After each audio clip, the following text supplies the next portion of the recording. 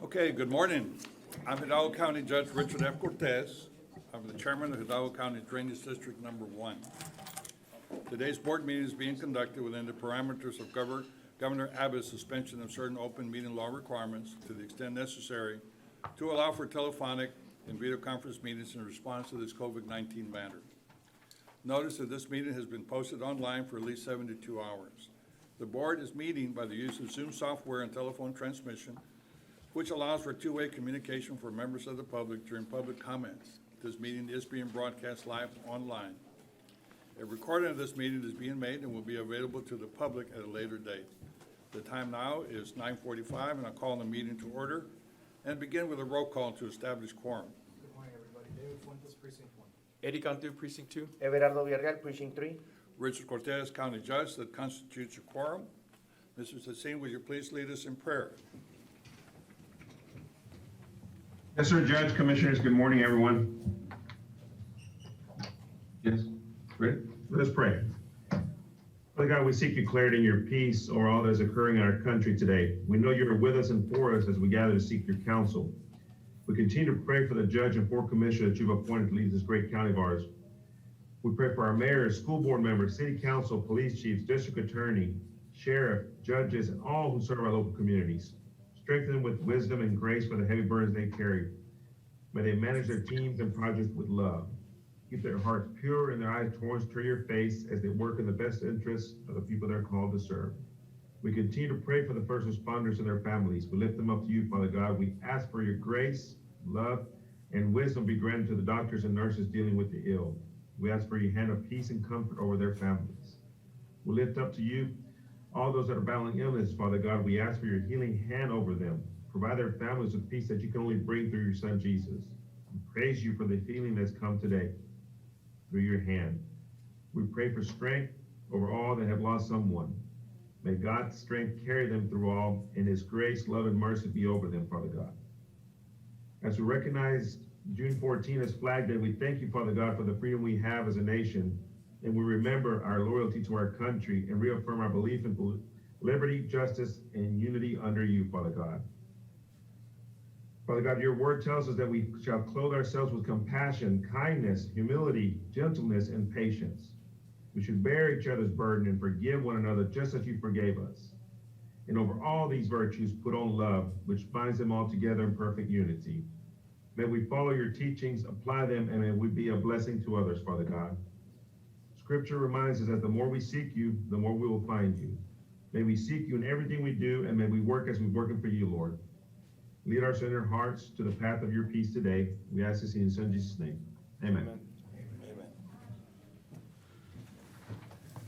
Did we have anybody sign up for open forum for the drainage district? Yes, we have one person in person for Jose Rodriguez.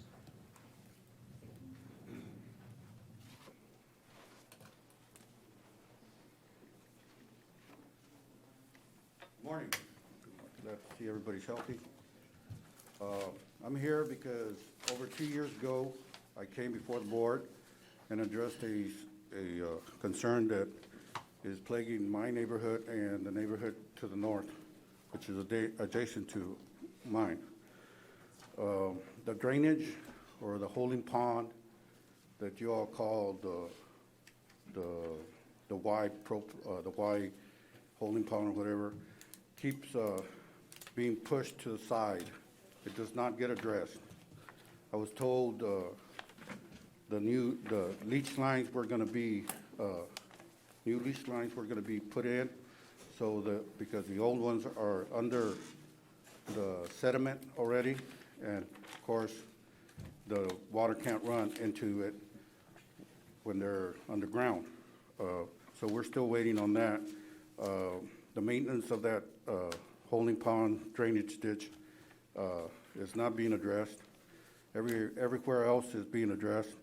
I guess because you got 200,000 or so dollar houses and neighborhoods to the north of us or to the west of us, and ours are not there at all. I mean, I understand that, but we're still taxpayers. Our needs still need to be addressed. Engineers out there they sat in their truck, and I brought this up, and I pointed it out. How can you take elevations, readings from inside your truck? You can look it up on your files or whatever, where I stated that a couple years back. Okay, so my concern is, when is it gonna be addressed? Because with all these rains that we continue to get, we get flooded, our neighborhood gets flooded, our streets, the water sits on the streets, cars go by there, they're getting, the roads are getting deteriorated. They're not being addressed by the county to being redone. Everybody else is getting their streets done. The neighborhood in front, to the north of us, been there a lot less than my neighborhood, and they've already gotten their streets done. I've been there for 30 years. Ours have never been touched, okay? That's my concern. The more the water stays on the road, it just tears it up. So if it can be addressed, it'd be greatly appreciated, because it's only gonna cost the county a lot more money. And that money is gonna come from our taxes, which our taxes continue to go up. I understand there's a need to balance out. But instead of taking money from bonds, or because we made more money on some bonds and allocating it for parks, address the drainage. That's what needs to be addressed first and foremost, the drainage. You can't build parks which are gonna go under when it floods. It's just costing the taxpayers money. So if you can do that, and actually do something about it, it'd be greatly appreciated. And I thank you for your time. Is there someone else? That's it. My name is Gilberto Ortiz. I'm not on the list to speak, and primarily because I spoke to Virginia Jones, I think is her name, of your staff. We addressed a very sensitive subject, which she more or less assured would be brought to your attention. So if I may be allowed to speak, I have a handout to give you, gentlemen. Sir, I'm afraid that you can't speak on the forum because we have the rules, but I will be more than glad to take some time out and address your issue with you. Okay, I'm hard of hearing. If you Okay. can lower your mask, maybe I can understand what you just said. I said, I can't allow you to do open forum because of the rules that I have in place, but I will be more than happy to step aside and address your issue with you. So what in essence you're saying is that although I received full assurances from Virginia Jones, who is an immediate assistant to the county judge, that says, Ms. Ortiz, you have a very, very serious item that I will bring to the attention of the judge, and I will research what you asked me to research, and I will get back with you on this subject, because it is a very serious item. And Mr. Ortiz, I will assure you that I will put you on the list of the public forum. You will be the first to speak. So now you're telling me, Baldi, was this for Commissioner's Court or for drainage? This would be for Commissioner's Court. Okay. Maybe So he's, that's why maybe I'm he's sa- registered. Yeah. Can I speak? Maybe he's registered here. So Under Commissioner's Court. This is, This is the drainage district. There's two meetings. This is the drainage district meeting. And if, no te entiendo, Valde, but let's go outside and see, talk. okay, we'll go outside. Yes, sir. Come on. Well, he cannot go outside, sir, because. Well, he wherever needs to he stay in and the I can meeting. speak. But somebody assist the gentleman and let him know that He's gonna help you, sir. he's speaking on the wrong meeting, that there's another meeting. Okay, did we have anyone else sign up for open forum? Not for drainage, Judge. All right.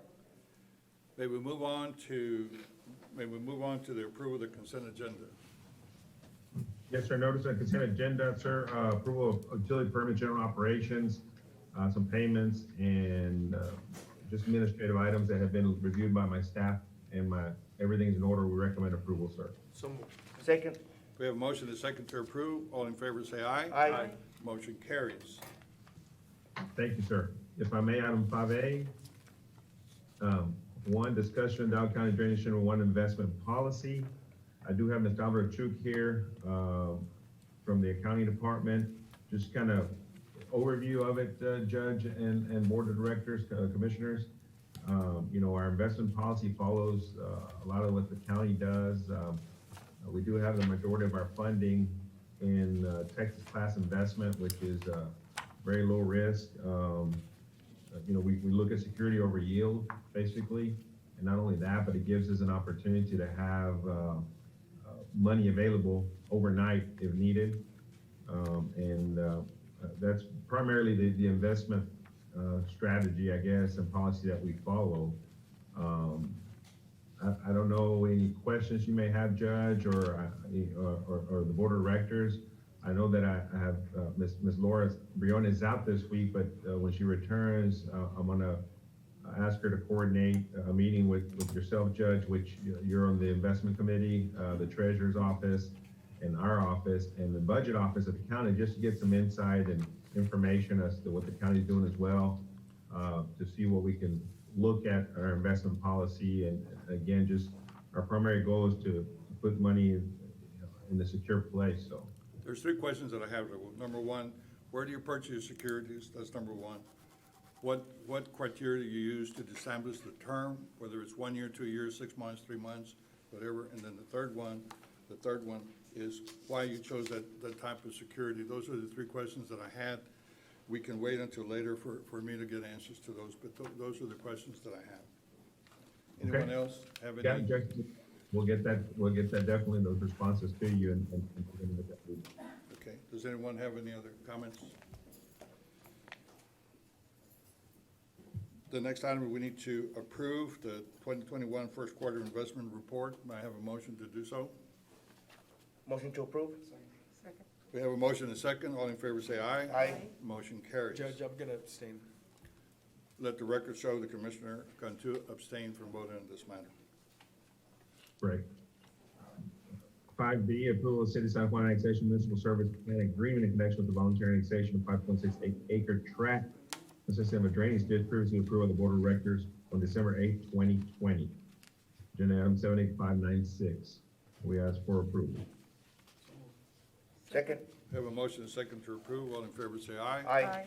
Motion carries. Judge, I'm gonna, in an abundance of caution, I'm gonna abstain on this because it's next to a property owned. I don't think I get any benefit. I think the benefit is to the drainage district and to the city, but just, Okay, let the record show the Commissioner Cantu is going to abstain from this action out of abundance of precaution. Have we already called the question? I don't remember. the vote, yes. Okay. Next item. 5C, requesting approval to exercise the district's sole option to renew, extend the contract for flexible material crush caliche with Kyoto Farm Materials LLC for a period of 1 year in the same rates, terms, and conditions stated in the contract, CHWD 1-19-0358-0618. Extension date of June 18, 2021 through June 17, 2022. Motion to approve? Second. All in favor say aye. Aye. Motion carries. Item D1, request exemption from bid requirements of Texas Local Government Code, section 26224A4, a professional service. So. Second. Second? All in favor say aye. Aye. Motion carries. 2, requesting approval for the district to negotiate professional real estate appraisal and/or appraisal review service contract with George G. Salazar, second DBA appraisal house with the district approved pool of pre-qualified real estate appraisers for the provision of professional real estate appraisal service on call and as needed basis without condition of 1 projects. Motion to approve? Second. All in favor say aye. Aye. Motion carries. Item E, requesting approval of supplemental agreement number 1 to update the following listed items. 1, reduce the project cost in the amount of $3,973, replace the exhibit D scope of work provided by the owner with an updated scope of work. And 3, replace exhibit D project schedule, revised project schedule in relation to agreement number CHD 1-21-003-0518 with Happen Associates Inc. Professional Services for Regional Flood Plan for Region 15 Lower Rio Grande Regional Flood Planning Group, subject to legal review. Move for approval. Second. All in favor say aye. Aye. Motion carries. We have a very long agenda item for the Drainage District today, and we have a lot of people waiting for the Commissioners Court meeting, including one of our appellate court justices that's gonna help us with prayer. So I want a motion to Motion recess the Drainage District meeting. Motion to recess. Second. All in favor say aye. Aye. Motion carries. We're going to move into our Commissioners Court meeting, so good morning again. I'm Hidalgo County Judge Richard F. Cortez. Today's Commissioners Court meeting is being conducted within the parameters of Governor Abbott's suspension of certain open meeting law requirements to the extent necessary to allow for telephonic and video conference meetings in response to this COVID-19 matter. Notice that this meeting has been posted online for at least 72 hours. The court is meeting by the use of Zoom software and telephone transmission, which allows two-way communication for members of the public during the public comments. This meeting is being broadcast live and online. A recording of this meeting is being made and will be made available to the public at a later date. The time now is 10 o'clock, and I will call the meeting to order, and we'll begin with a roll call to establish quorum. Good morning, David Fuentes, Precinct 1. Eddie Cantu, Precinct 2. Everardo Villarreal, Precinct 3. Ellie Torres, Precinct 4. Richard Cortez, County Judge, that constitutes a quorum. As it is customary for us to have one of our veterans lead us in the Pledge of Allegiance, today we're proud to have Lupita M. Perez. She is from Elsa, Texas. She served in the U.S. Army from December 28th of 1983 to 1984, and then again from 2003 to 2004. She got the rank of Sergeant E5.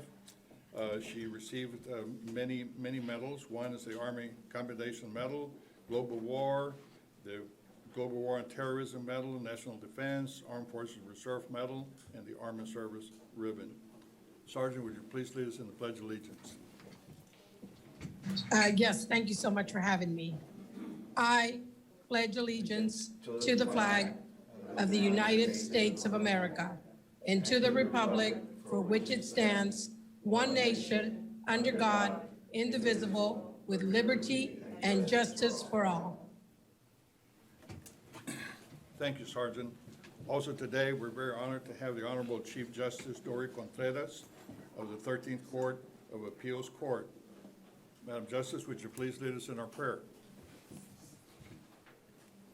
Good morning, everyone. It is my pleasure. Please bow your heads if you choose to do so. Heavenly Father, as our community begins to return to normalcy, we are grateful for the opportunity we have to resume our lives. Please guide us to make wise decisions for the betterment of our community. Help us recognize and appreciate the humanity in each one of us so that we treat each other with dignity and respect. Help those of us that have been fortunate enough to survive this challenging period move forward with a positive agenda of making life better for all and uniting us for the common good, while always remembering those that are no longer with us. We ask for strength in doing so. In your name, we pray. Amen. Thank you, Madam Chief Justice. Thank you. Next item on the agenda is the approval of the consent agenda. Judge, Commissioners, with your permission, I'd like to pull consent agenda item 13A1 and 2. Motion to approve without 13A, 1 and 2. Second. All in favor say aye. Aye. Motion carries.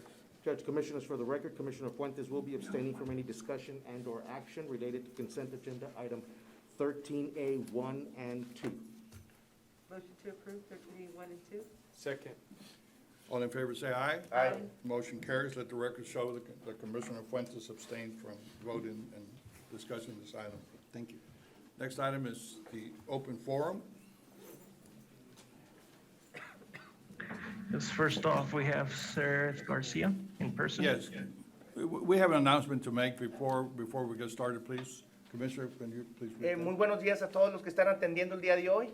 Se les solicita de la manera más atenta permanecer en silencio mientras que algún oficial o persona tenga la palabra. Agradecemos su respeto en este acto. También les pedimos que por favor sus teléfonos si los pueden poner en silencio para que el que guste hablar pues no va a ser interrumpido. Muchas gracias y Dios los bendiga el día de hoy. Thank you, Commissioner. First person, please. Oh, okay, con permiso. Okay, so this is with Lupe, correct? Okay, so with respect to Lupe, van a tener 9 minutos, que van a ser 3 personas, 3 minutos cada uno, ¿ok? So, porque yo entiendo que lo que van a estar hablando, de lo que van a estar hablando, es lo mismo. Más o menos. Más o menos, ok. So, son 3 minutos cada persona y son, con 3 personas le voy a dar 9 minutos. Cada 3 minutos les voy a decir ok. Ok, Ok. Y con su permiso, lo van a interpretar en inglés. muy lento. Ok. Tomen su tiempo. Bienvenidos. Buenos días, señor juez y señores comisionados del Condado Hidalgo. Mi nombre es Jared García, yo pertenezco a la Unión del Pueblo Entero, soy líder organizador y miembro desde hace 11 años y estoy aquí por todos los miembros y por nuestra comunidad. Estoy aquí, señores comisionados y señor juez, para decirles, para exigirles de alguna manera en no aceptar ni cooperar con la propuesta del gobernador Abbott en criminalizar a nuestros hermanos migrantes. Tampoco quiero que se separen las familias y mucho menos construir un muro. Señor juez y señor comisionado y señores comisionados, ustedes son administradores de nuestro dinero y están aquí porque se votó por ustedes y porque Dios así lo quiso. El gobernador Abbott, apoyado por el expresidente Trump, se le ha olvidado que los verdaderos cristianos y las personas que queremos la paz no debemos odiar, ni burlarnos, ni mucho menos utilizar a nuestros hermanos migrantes para una política sucia. Y mucho menos, señores comisionados y señor juez, no deben permitir que al Valle del Río Grande se le llame zona de desastre. El señor Abbott, con perdón de ustedes, es el desastre. La comunidad del Valle de Texas y muy especialmente el Condado de Hidalgo quiere avanzar hacia adelante regionalmente y juntos, todas las comunidades juntas. Queremos que se invierta en una zona de más infraestructura. No queremos que se le llame al valle una zona de desastre como el gobernador Abbott le llama a nuestro valle. La comunidad del Valle de Texas quiere vivir en paz. Sí queremos seguridad, pero no se hace la seguridad con más cárceles, con detención de migrantes y separación de familias. Se hace esta seguridad con la verdadera justicia. La justicia es de que tengamos, como les digo, bibliotecas, parques, alumbrado público, escuelas, mejores caminos que conecten hacia todos lados. Por favor, señores comisionados y señor juez, no acepten limosnas del señor Abbott, porque eso es lo que les está ofreciendo a ustedes, limosnas. Quiero terminar diciéndoles, señores comisionados y señor juez, que yo, como muchas otras personas, oramos por ustedes para que ustedes hagan una mejor decisión. Y en nosotros, y nosotros en Dios creemos también. Gracias. Okay, our next speaker, 3 minutes. Next up, we have Daniel Diaz. Mr. Diaz. And Mr. Diaz, I will continue where she left off with the time. Okay? Oh, perfect. Thank you. Buenos dias. Good morning, Judge, Commissioners. For the record, my name is Danny Diaz. I'm a resident of Palmview, Texas. Good to see my County Commissioner, Eric Real, here. I proudly serve as Director of Organizing at Lupe, La Unión del Pueblo Entero. I'm here today to urge our esteemed Judge, our County Commissioners, alongside our Sheriff and our District Attorney to refuse any cooperation with Governor Abbott's dangerous anti-immigrant policy proposal that would undoubtedly result in family separation 2.0. We know that far too well here in the Rio Grande Valley. We understand that late last week, Governor Abbott called a meeting in Del Rio, Texas, with a group of local leaders from 34 South Texas counties, including our esteemed Judge, Richard Cortez. Governor Abbott's proposal attempts to criminally charge every undocumented migrant crosser, proposing a minimum prison sentence of 6 to 12 months. This will separate families and will leave an entire generation of children in limbo. Not only that, if we allow this to happen, we will be complicit in a mass violation of human rights right here in our very own backyard. It's also my understanding that Governor Abbott has gone as far as to offering funding for prison expansion in places like Hidalgo County, and more resources for law enforcement in other counties, in the 34 counties across South Texas, including our county, in return for support of his family separation policy. all while our people have been organizing for decades seeking basic infrastructure needs like drainage, sewers, streetlights, parks, and broadband, good healthcare, and good schools. If Governor Abbott really cared for the safety and social fabric of Hidalgo County, he would invest in us, not criminalize us. And if human rights violations aren't enough to move our leaders, how about the fact that undocumented workers, the very people that he's targeting, undocumented farm workers, construction workers, domestic workers, restaurant workers, basically gave life support to our economy during this pandemic and continue to do so today. A community of workers and families that immigrants define the social, cultural, and economic identity of South Texas. We all have an immigrant experience. Unfortunately, this immigrant identity is a threat, political or otherwise, to politicians like Greg Abbott. Once again, I urge our county leaders to say no to Abbott's family separation proposal and to stand with the people of Hidalgo County, to stand with the people of the Rio Grande Valley. Thank you all very much for your time. Ahí hablamos. Se cuidan. Okay, next up, we have Joaquin Garcia. Okay, sir. I will pick up with the last speaker, and you have roughly 4 minutes of the 9 minutes. Thank you. Go ahead. Buenos días, señor juez, señores comisionados y señora comisionada. Mi nombre es Joaquín García y soy un organizador comunitario con la Unión del Pueblo Entero. Y estoy aquí para expresar nuestro rechazo a la propuesta del gobernador Abbott de arrestar a personas que vienen a la frontera huyendo de la violencia y buscando una mejor vida para ellos y sus familias. También exigimos que no se usen fondos federales o estatales para seguir con la construcción del muro o expandir las cárceles de los condados del sur de Texas. Al contrario, necesitamos estos fondos para mejorar la infraestructura que tanta falta hace para mejorar la calidad de vida de las más de 1 millón de personas que viven aquí en el Valle del Río Grande.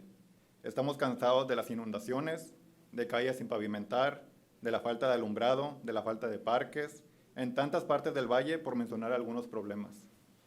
Estos son los verdaderos desastres que nos afectan en el diario vivir, no las personas que llegan a la frontera en busca de una mejor vida. Justo ayer los residentes de Texas fueron llamados a conservar electricidad porque nuestro sistema eléctrico no puede suplir la demanda que existe actualmente. ¿Por qué no es esto una prioridad para nuestros líderes locales, estatales y para nuestro gobernador? ¿Por qué seguir enfocándose en división y no en mejorar la calidad de vida de los tejanos? No queremos más muros en nuestra frontera, no queremos más militarización en nuestras ciudades. La gente está temerosa al manejar por la alta presencia de policías del Estado en nuestras carreteras. Esto tiene que parar. Necesitamos que nuestros líderes locales alcen su voz y le hagan saber al gobernador que no aceptamos sus acciones de división aquí en el Valle. No queremos familias separadas de nuevo. Pedimos que esas personas sean tratadas con dignidad, no como criminales. Escuchen la voz del pueblo y digan no a las propuestas del gobernador Abbott. Gracias por su tiempo. Thank you. Okay, Ms. Cox. Just to let you know that the understanding was 3 speakers, 9 minutes, but I will let you know that as a group, you still have roughly 2 minutes. So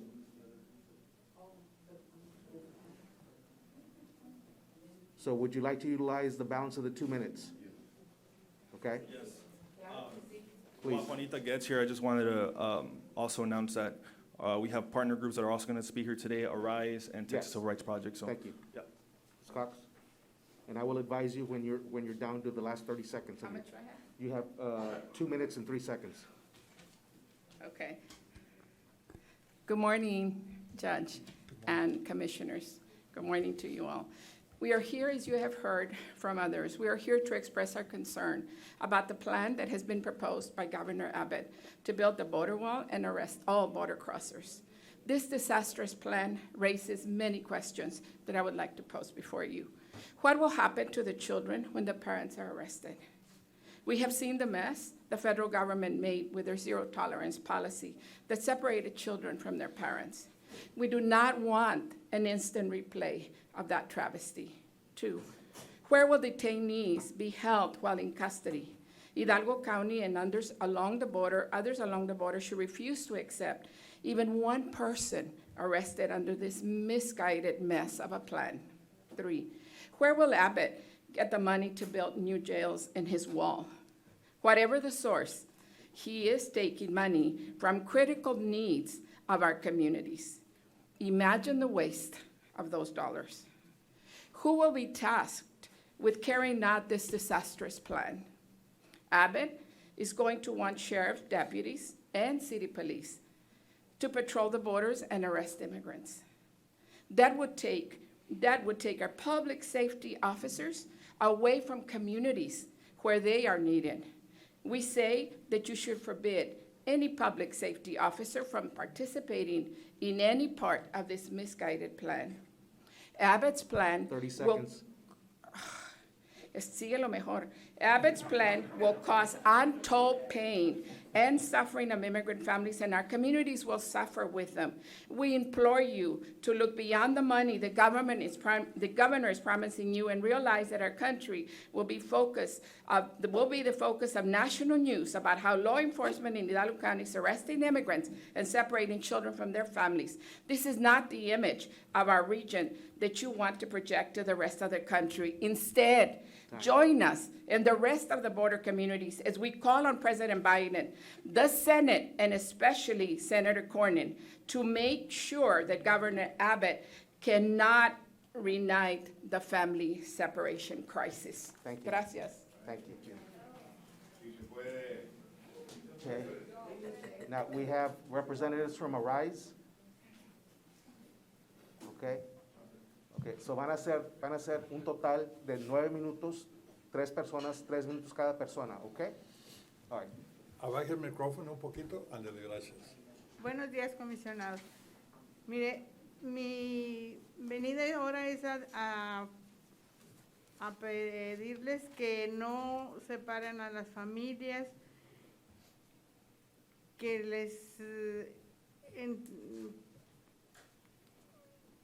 que las personas que vienen a pedir asilo, protección, no queremos que tengan pues un mal concepto de nosotros, ¿verdad?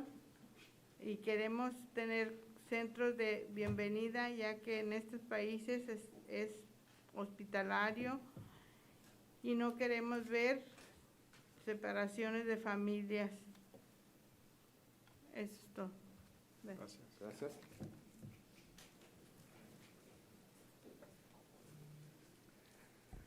Buenos días, mi nombre es Maricruz Azuara y soy organizadora comunitaria de Arise.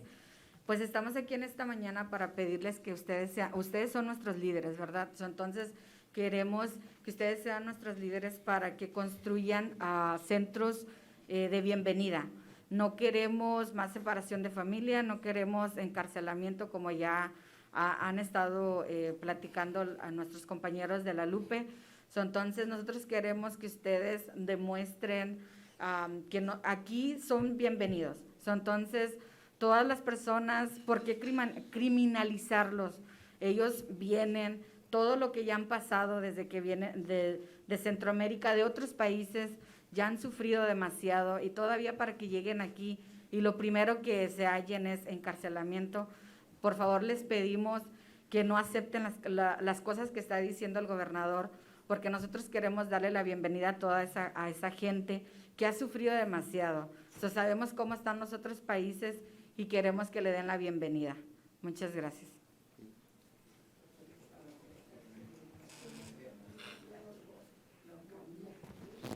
Buenos días, señor juez, y buenos días, comisionados, comisionada.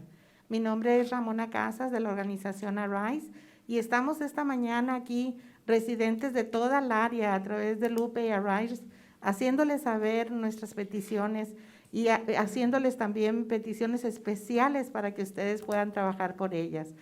Mi mayor preocupación es de que nosotros tenemos muchas necesidades al nivel de la región, como es los problemas que ya mencionaron nuestros compañeros, pero principalmente la preocupación muy grande que tenemos ahorita en tiempo de huracanes es no tenemos un buen sistema que desagüe las aguas de las lluvias, y también si tuviéramos un huracán aquí todos nos inundaríamos, mientras de que no tengamos esa planeación apropiada para que el agua llegue hasta el Golfo. Otra necesidad muy grande que tenemos en nuestra región, queremos transporte público donde nuestras colonias puedan movilizarse desde esos lugares donde vivimos a los lugares de escuela, de universidad y otros lugares importantes que necesitan llegar a su trabajo las familias. Nuestras necesidades son muy grandes, se las hemos numerado ya, se las hemos mencionado. Muchas veces sabemos que están trabajando por ello, pero necesitamos que nuestras taxas, nuestros fondos sean ubicados ahí y no abrir más cárceles. Al contrario, ¿por qué no quitar lo que tenemos y dar programas para que nadie llegue ahí? Cuesta más caro mantener cárceles y quienes las atiendan. No queremos más encarcelamiento a personas que están llegando a nuestras fronteras porque conocen que este país ha sido levantado por los emigrantes y ha sido sostenido por el trabajo de nosotros los emigrantes. La esperanza de los que llegan aquí es que se les reciba con el corazón y se les dé el apoyo que necesitan como seres humanos. Es el derecho de un ser humano a pedir por salvar su vida y un mejor futuro para sus familias, pero no ser separados, mucho menos encarcelados. Les venimos a pedir que tomen su liderazgo, que cada uno de ustedes fue llamado para hacer mejor y que Texas sea la diferencia, que tengamos esos centros de servicio humanitario donde se les dé un proceso agilizado y no tengamos que tener centros de detención, donde ellos puedan servir, donde las familias emigrantes puedan tener una vida segura y mejor protección y no separación de familias. Les pedimos que ese liderazgo que ustedes tienen lo hagan ver más sobresaliente en el estado de Texas y en la región del Río Grande Valley. Gracias por escuchar todas nuestras peticiones que hemos presentado esta mañana entre nosotras las organizaciones que estamos aquí. Pero que quisiera venir toda la comunidad a decirles, pero ahorita estamos en un tiempo de pandemia, ¿verdad? Y queremos cuidar de uno y otro. La comunidad quiere venir a decirles todo eso. Cada una de las familias, si ustedes nos visitan en nuestros lugares donde estamos, los grupos van a ser mucho mayor, para que sigan escuchando más de las necesidades que ya les presentamos. Pero por cuestión de la pandemia ahorita sabemos que no se puede. Pero ustedes sí pueden hacer valer su voz y decir no a todo lo que se nos está pidiendo como región y no permitir eso, pero sí hacer la diferencia.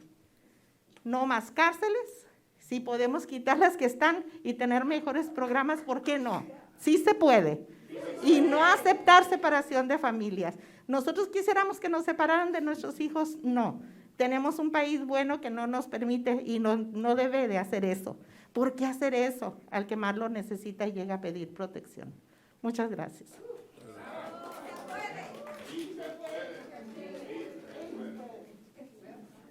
Sí, le iba a avisar, mis casas todavía tienen 3 minutos y un poco más, ¿ok?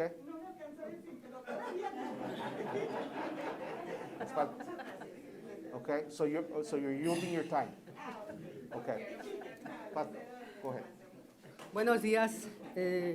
Con todo respeto, muchas gracias por la oportunidad de estar aquí, comisionados, juez, muchas gracias. Y todos los presentes, porque sin duda que somos una familia. El Valle de Texas está totalmente bendecido porque hemos pasado tantos desastres y pandemia y muchísimas cosas, pero seguimos estando bendecidos. Y estamos bendecidos porque también somos un foco muy importante en la nación.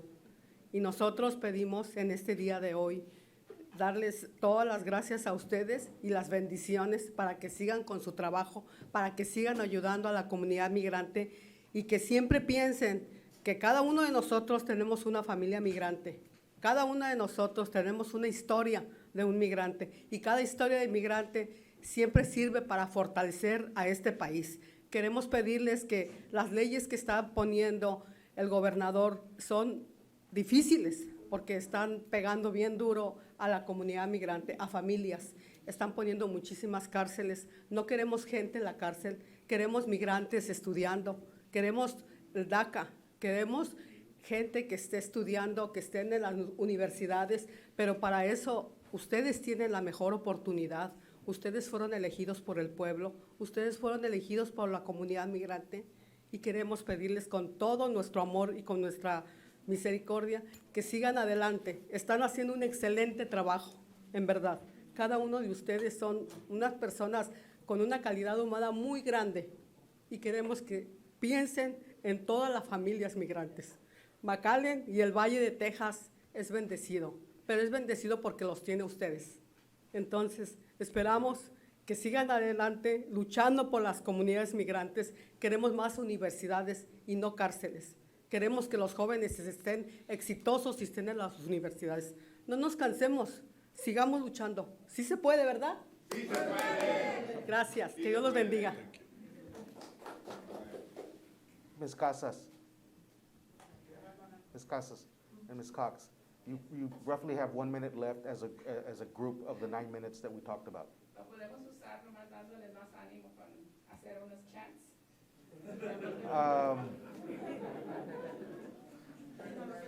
We can do that outside. We can do that outside. Okay, so, go ahead. Sí, quiero usar ese minuto que tenemos. No sabía que tanto tiempo me sobró. Ok. Otra vez más, sí, queremos pedirle, comisionada, comisionado, señor juez, si ustedes necesitan más de nuestra comunidad para tomar ese liderazgo que les estamos pidiendo esta mañana, déjenoslo saber, porque toda la región del Valle está a favor de apoyar en que seamos la diferencia. Díganos, ¿qué más necesita la región para no tener más encarcelamientos? ¿Y qué más necesitamos para poder responder con dignidad y respeto a los emigrantes llegando a nuestra región? Eso podemos tomarlo juntos. Ustedes no están solos. Y nosotros como organizaciones y como comunidad no nos sintemos solos porque ustedes están enfrente. Pero trabajemos unidos a hacer la diferencia de nuestra región. Gracias. Thank you. And Judge, Commissioners, just as while the general theme was the same, as a quick translation, and it'll be a very quick translation, the last couple of speakers, in essence, were that the critical infrastructure needs of the county, and for that matter, the state of Texas, those resources are better utilized in investing back into the communities that the constituents live in, as opposed to what's been proposed by way of resources for expanding jails and in the manner that has been proposed to deal with individuals that are seeking a better life in a better community. That, in a nutshell, was essentially the last two speakers. Thank you. Our next presenter, Mr. Magnus. Next, we have Robert Lopez.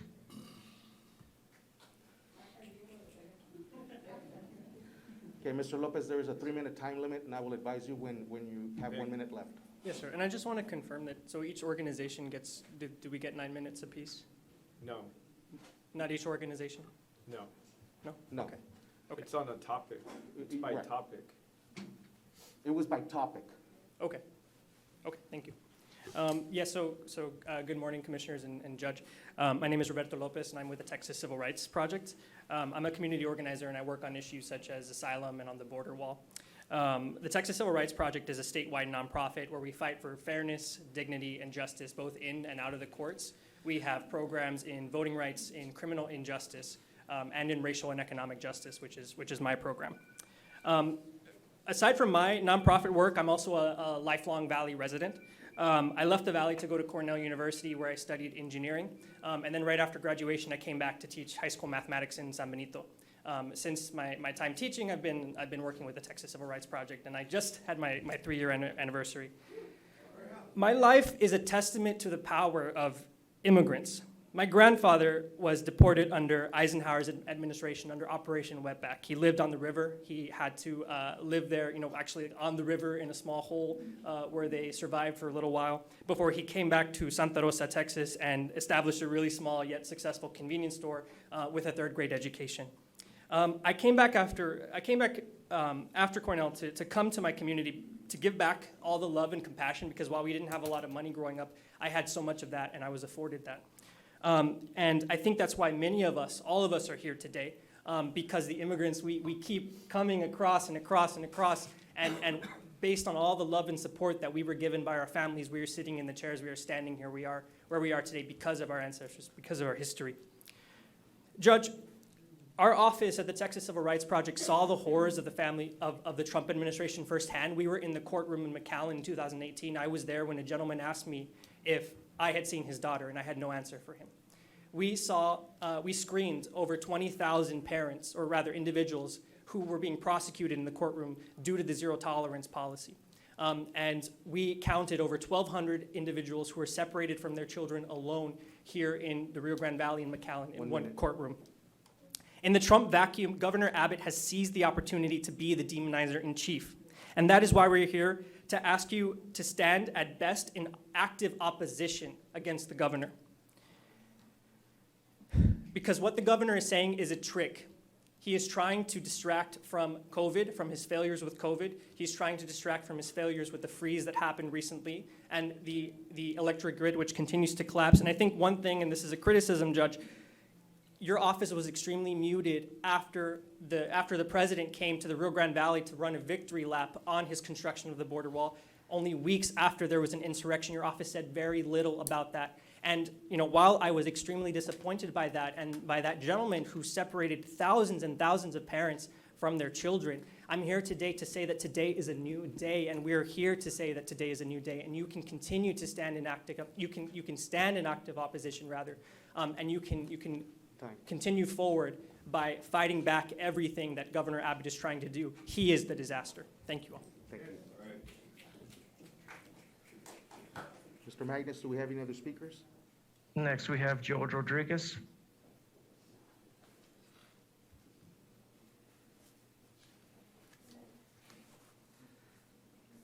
Good morning, Mr. Rodriguez. Good morning again. It's a 3-minute time limit. I will advise when there's 1 minute left, sir. Thank you, sir. Thank you. Okay, now this one is somewhat to do with what I spoke on the drainage district. It goes to my commissioner, Precinct 4. We've called numerous times during this flooding and what have you. We're told you're going to send somebody out there to look at it. Usually it's just to turn off the fire, like they say, hush the people up. The problem is the water stands on the road for 2 to 2.5 days, almost 3 days. Like I said, the traffic continues to run through the roads because people need to go to work, people need to go doctor's appointments, dialysis, what have you, et cetera. So it's actually deteriorating the roads. It's going to cost more to repair those roads. Like I stated before, been there in my neighborhood, in my house for 30 years.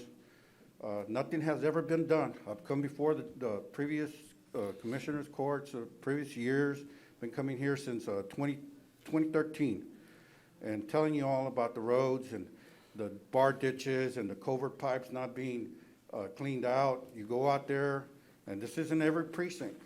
You go out there and you clean out just the entryway of the culvert pipes on the bar ditches, and that's it. You don't clean out the rest of it. So really, the flow of the water is restricted. The problem is, let's do something. Let's be proactive.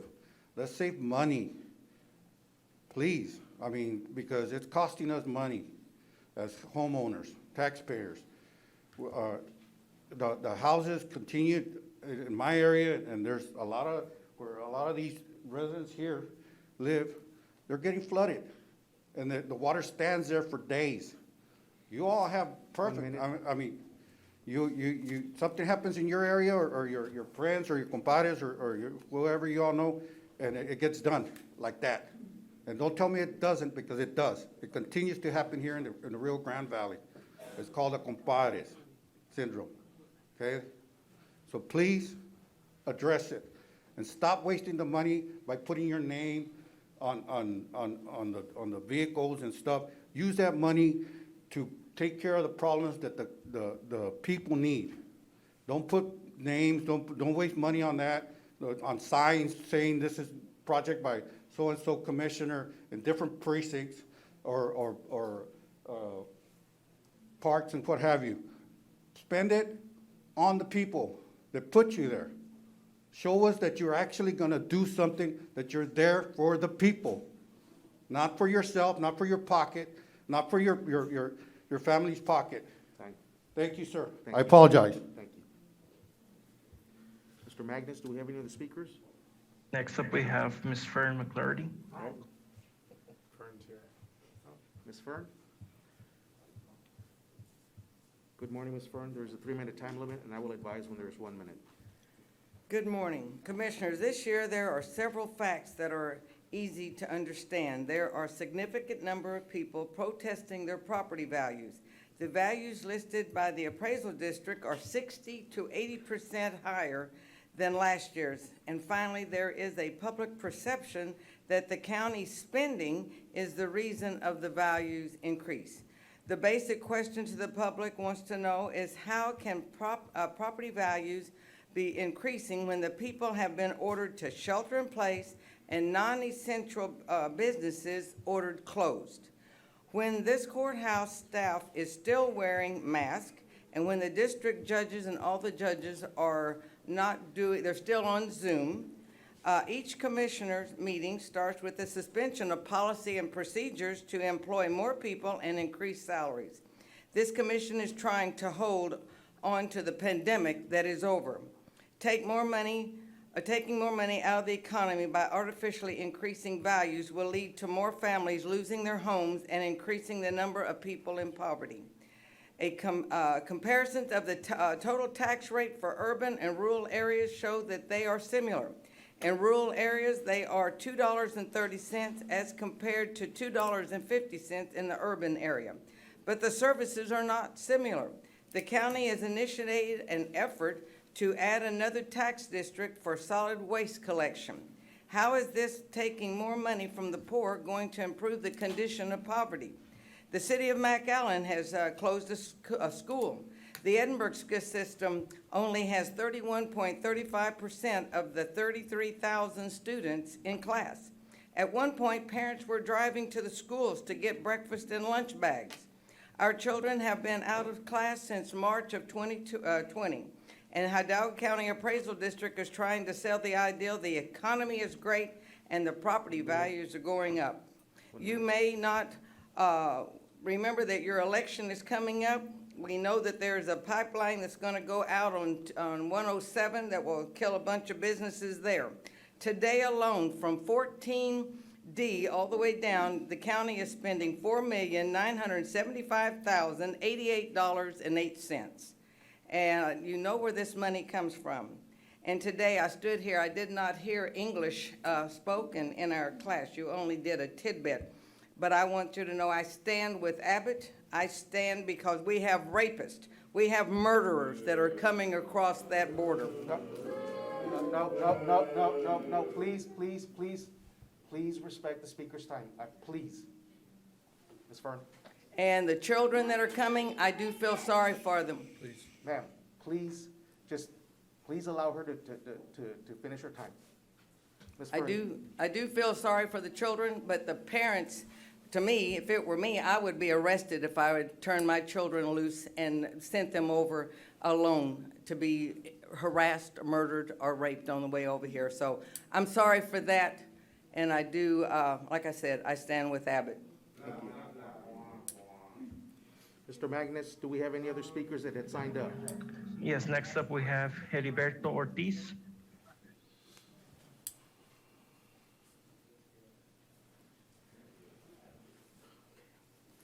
Mr. Ortiz, there is a 3-minute time limit, and I will advise when there's 1 minute, and I can take those documents if you'd like, and I can pass them out to the court.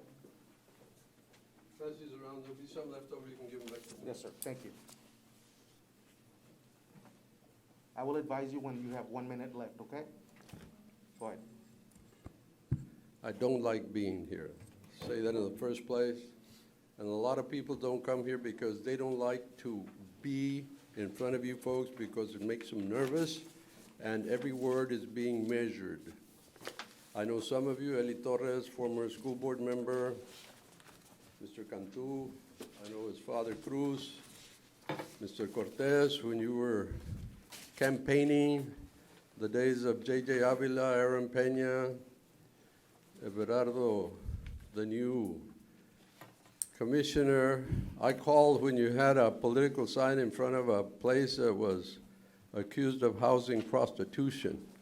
So Robert Jackson assured me he would help to get it removed because you didn't know you put it up there. So sometimes there is humor, J.J. Avila, etc. But we're all in here together. And let me get to the point by saying, Mr. Cortez, that you have a heck of a staff. Had the opportunity to talk to Carlos Sanchez, Martin Garza, I understand Isaac Suleiman is here. You have got a team that is formidable.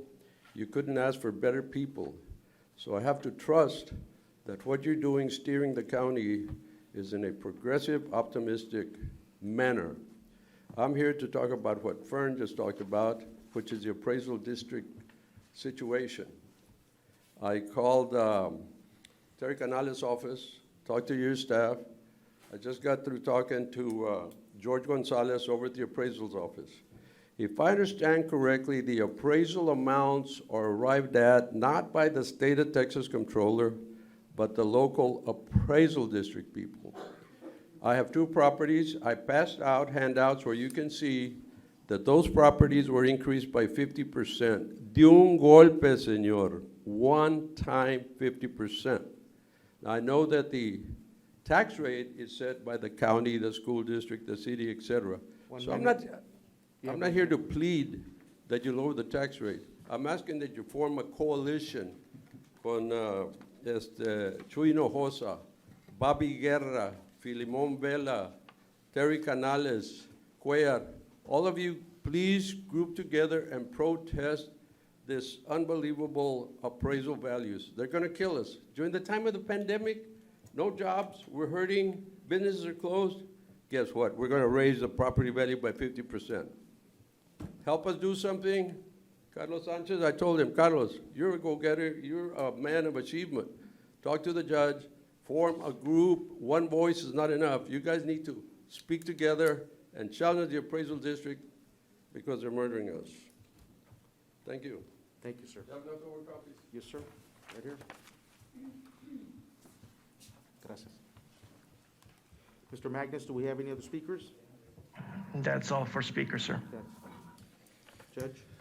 Okay, next is, you know, the 1115 waiver has been a huge benefit, giving us an opportunity to serve our very large community with quality health care.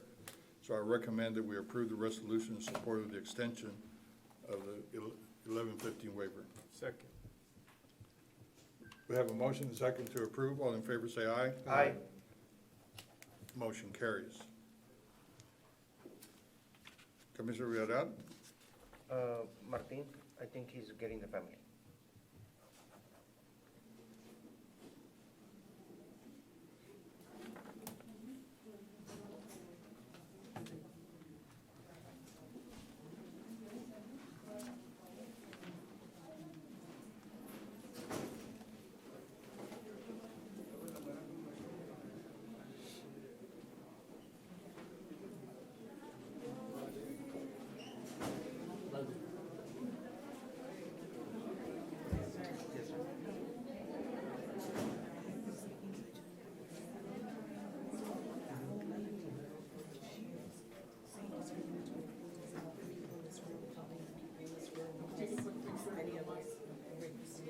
Sure.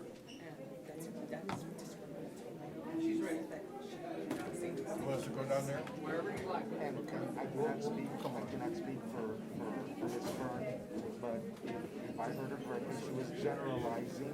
Yes. She was generalizing, so, again. That's discriminatory. She was generalizing, so, but I will address it.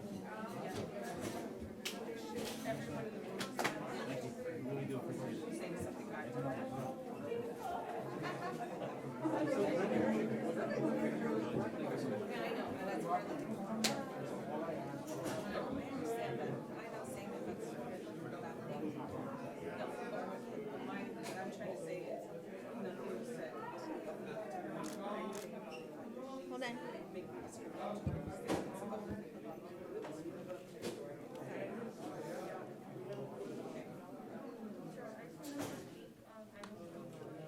One, two, three. Got it.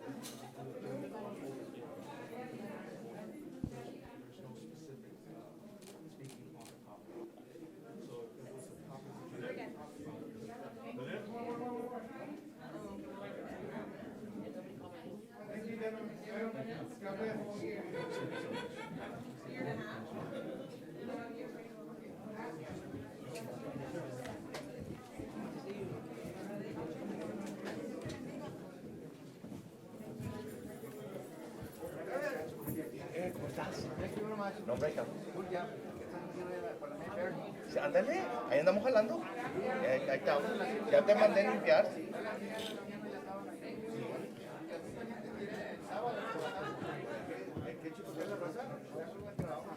Gracias.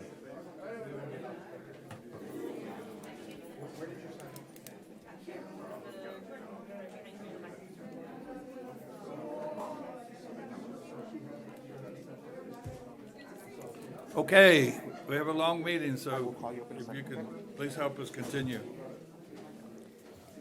Thank you, everyone. Judge, good morning, Commissioners, good morning. For the record, We're not hearing you. Okay. Okay. yes, Commissioners, Judge, good morning. For the record, Martin Garza, I'm the Chief of Staff for Commissioner Everardo Villarreal in Precinct 3. Here with us today, I'd like to introduce a few visitors that we have. We're very excited and joyful to be in their presence. I want to see if I can have Mr. Matthew Worthington and his parents, and his superintendent, Dr. Vidauri, and his principal, Lorianne Garza. If we can come up here next to me to the podium, we'd really appreciate that. We're truly excited. We're truly excited for this recognition that we're going to be giving this young man. This young man was selected and basically appointed by Congressman Henry Cuellar to be enlisted in an academy that's of prestige and a lot of history. Commissioner Villarreal and I had the opportunity to be there at the present recognition, which is about 2 weeks ago, and so we're very excited to have him here with us today. The recognition reads, whereas Matthew Worthington, a City of Mission resident and Sherryland High School student, has been admitted in the United States Military Academy at West Point in New York. And this is an exceptional accomplishment that brings pride and honor to our community. And whereas West Point Military Academy was founded by Thomas Jefferson in 1802 and is one of the nation's most prestigious and historic academies, candidates for admission must meet stringent academic and physical aptitude requirements. West Point's mission is to educate, train, and inspire the Corps of Cadets so that each graduate is a commissioned leader of character, committed to the values of duty, honor, country, and prepared for a career of professional excellence and service to the nation as an officer of the United States Army.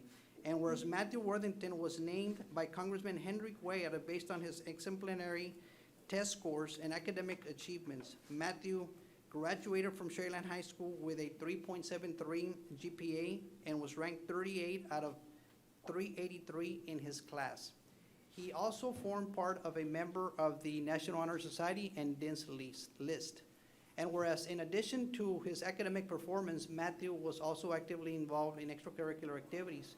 He served as student body secretary in Sherryland High School and on the National Hispanic Institute's Lorenzo de Zavala legislative session. Matthew was captain of the Sherryland High School football team and was also a wrestling regional qualifier. And whereas his leadership, ability, and character is admirable, as he also dedicated time as a youth leader at Palm Valley Church in Emily's Mill. Matthew also began a charity with his sister where they work with elementary students to make cards for veterans and raise money for active duty service members.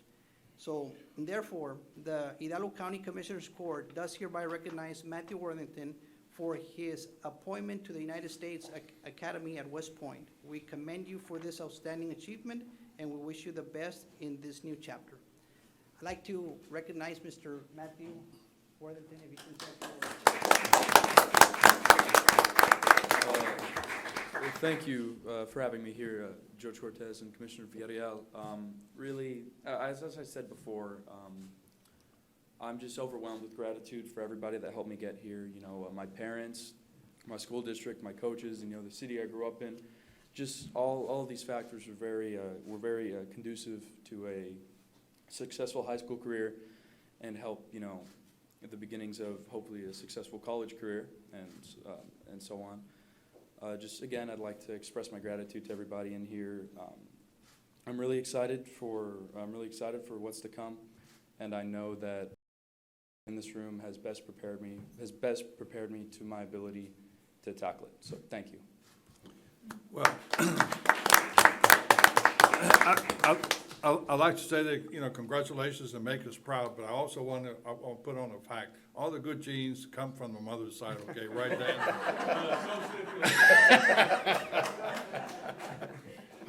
Judge, we would like to recognize both the superintendent, Dr. Vidauri, and the principal, Ms. Garza.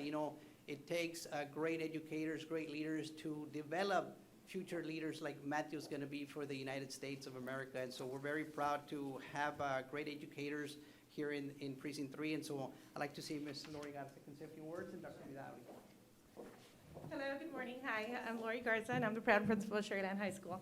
I've had the great honor of being Matthew's principal since 7th grade. I was with him at the junior high. We moved up to the high school. And what I can say about Matthew, despite all this, he's amazing.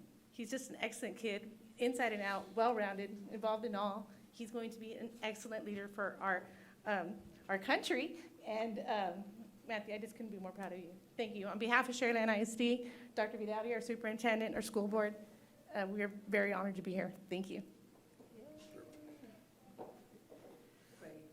Thank you, Judge Cortez, Villarreal, Hidalgo County Commissioners. Thank you so much for having us here. And it's always a pleasure as a leader of a district to be able to recognize students that not only are exemplary in the things that they do, but that they are those role models for the rest of the kids to look up to. And this is just, you all having us here today, just keeps showing the rest of the kids at Sherryland ISD when you set your goals and the things that you have aspired to do, that you can reach those goals. So I'm very, very proud of you, Matthew. We're so excited. And I guess the testament to what you know about a child is when you see, when there's a birthday party, so to speak, who comes to the party. When we announced this, that we were going to recognize Matthew as a leader, I just stood back in the room to kind of watch people coming in. Every teacher at that high school that was available and that could, from theater arts all the way to the coaches. And I just sat back with chills running down. You don't know this part of the story, but I sat back and I said, that's the well-rounded kid that everyone is so proud of. So Matthew, congratulations. We're excited. It's wonderful to be here with your parents. I'm sure they're going to miss that personality. But on behalf of our Board of Trustees at Sherryland ISD, thank you so much for recognizing Matthew. Thank you. Judge, Commissioners, we all know that education starts at home. And sometimes the discipline that our parents bring upon us go a long way. So I'd like to introduce Mr. Dan Worthington and his wife to say a few words. Well, if I learned one thing, it's not to follow speakers like we've had today. And so we're thrilled to be here. We're thrilled for Matt, and thank you all.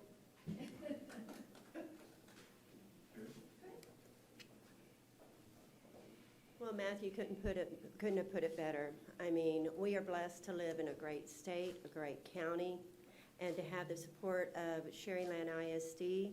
It has been an excellent, excellent education. My 3 children have been provided, and I'm just very thankful for all the support of the community. And it takes a village, and we have been nurtured and supported in the upbringing of our children. We're truly blessed, and we're truly grateful. Thank you. Thank you. After the vote, Mayor, or Judge, if we can bring the commission up to the front so we can take a quick picture Motion of to the approve, family. Judge. Absolutely. May I have a motion? A motion to approve. Second. All in favor, say aye. Aye. Motion carries.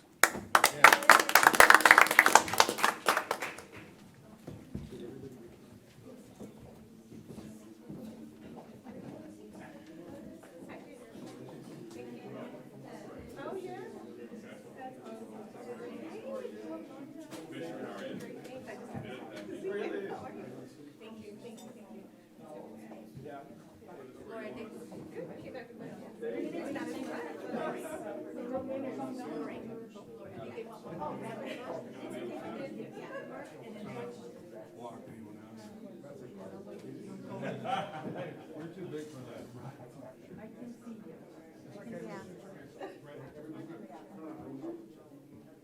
Okay, yeah, great.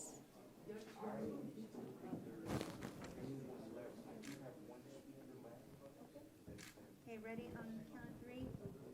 1, 2, and 3. Don't move. Can we have one on each of this side? Okay. 1, 2, 3. Let me bother you with one. Here we go. 1, 2, 3. 1, 2, 3. Got it? And that smile. Look at you.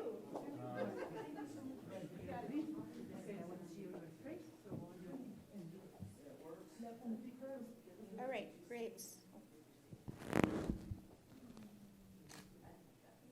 of 3. 1, 2, and 3. 1, 2, 3. And one more. Here we go. 1, 2, 3. One more. 1, 2, 3. Got it. Thank you so much. Commissioner, good to see you. It was great. I did. Thank you very much. Thank you so much. Thank you. Good, my friends. Oh, no. Thank you. Yeah, he was on Well, I needed somewhere like a hotel room, not the cold ground, so. Is it like law school?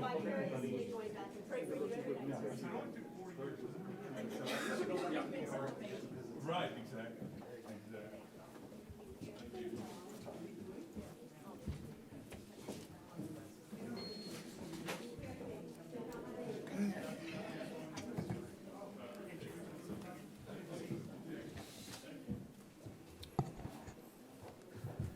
Judge, Commissioners,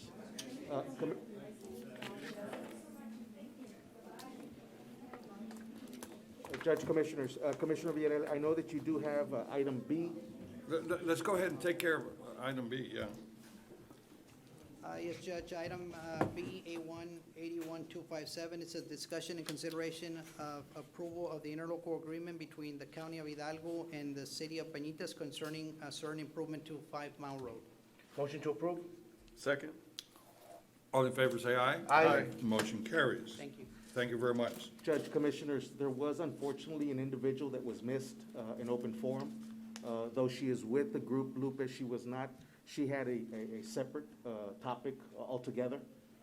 So with your permission, I'm going to ask her to come to the podium. There is a 3-minute time limit, and I will advise you when you have 1 minute. Okay? Thank you so much for allowing me to speak. My name is Elizabeth Rodriguez. I am a resident of Precinct 3, born and raised in Hidalgo County. And I'm here to address item 22A, which states that COVID funds would be used for the detention of people. And I just wanted to remind everybody that instead of criminalizing our community, our most essential workers, that those funds could be better used for infrastructure.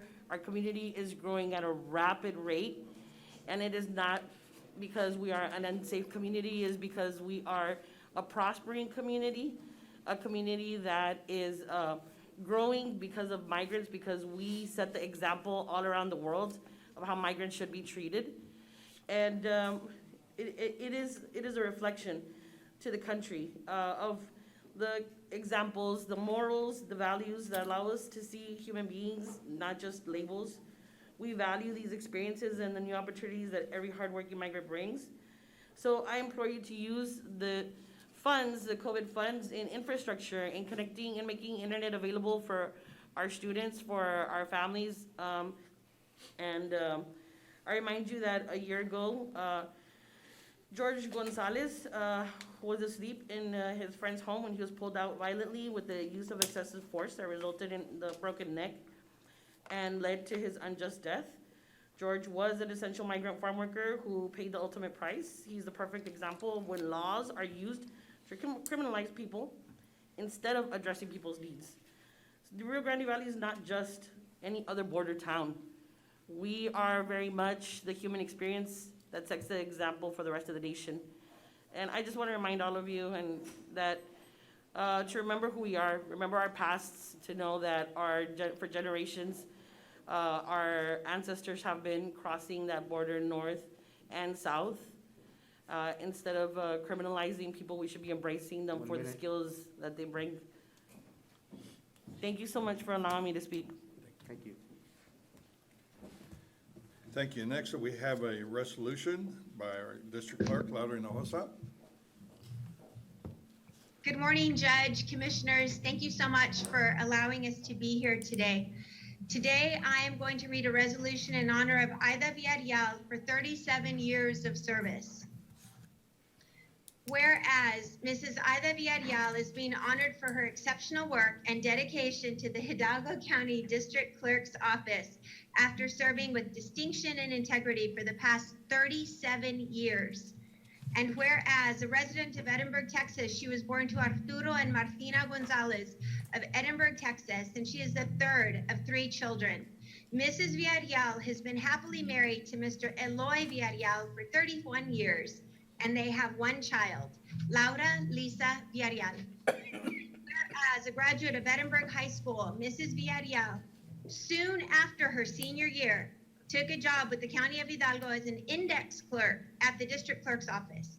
As a result of her hard work and stellar performance, she was then promoted to Immigration and Naturalization Clerk, followed by her promotion to the 206th District Court Assistant Deputy Clerk, then 275th Deputy Clerk a few years thereafter. Whereas a deputy clerk, Mrs. Villarreal demonstrated the necessary growth and leadership skills to be promoted to Chief of Appeals, a supervisory position during the year 2000. Whereas after serving for 37 years, Mrs. Villarreal looks forward to spending more time with her loving husband, her daughter, and other family members. Now, therefore, be it resolved that the Hidalgo County Commissioners Court does hereby honor Mrs. Aida Villarreal for her outstanding service, dedication, and commitment during her 37 years of service to constituents in Hidalgo County, and on this day wishes her a long, healthy, and fruitful retirement. Approved this 15th day of June, 2021. Motion to approve. Second. We have a motion and a second to approve. All in favor, say aye. Aye. Motion carries. Congratulations. Thank you. Very much. You know, I was only 5 years old when you started working. Congratulations, Ms. Villarreal, Of and the thank you for 75 everything. employees we have here in the office, we were trying to figure out how many people are younger than 37, and there's probably 3/4 of them. So yes, Ida's dedication to the office is just an unrelentless one, and she will definitely be missed. But we're so proud of her and so happy for her. Well, congratulations again, and thank you very much for your service. Best wishes. Will somebody call our DA in, please? I think he's outside.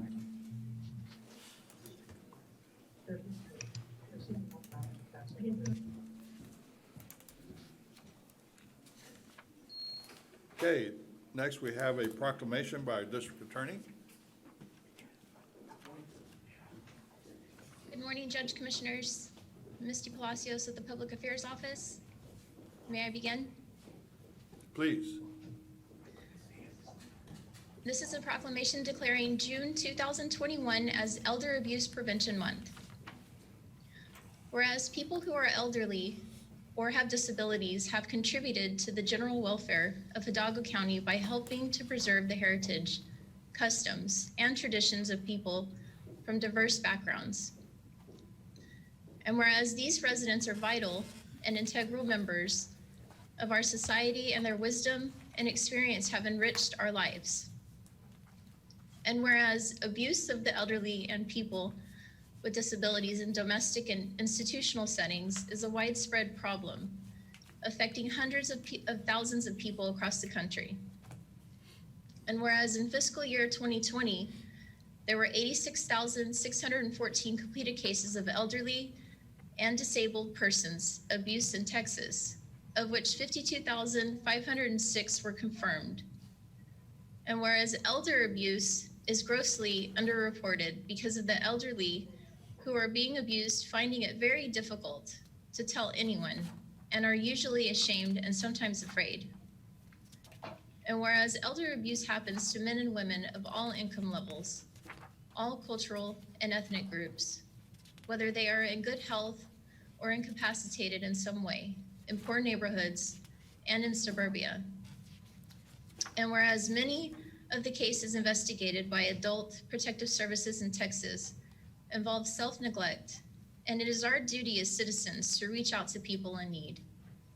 Now therefore be it proclaimed that the Hidalgo County Commissioners Court hereby declares June 2021 as Elder Abuse Prevention Month in Hidalgo County and urges all citizens to work together to help reduce elder abuse and neglect significantly in years to come. Approve this 15th day of June 2021. Motion to approve. All in favor, say aye. Aye. Motion carries. Thank you very much. Thank you. Thank you.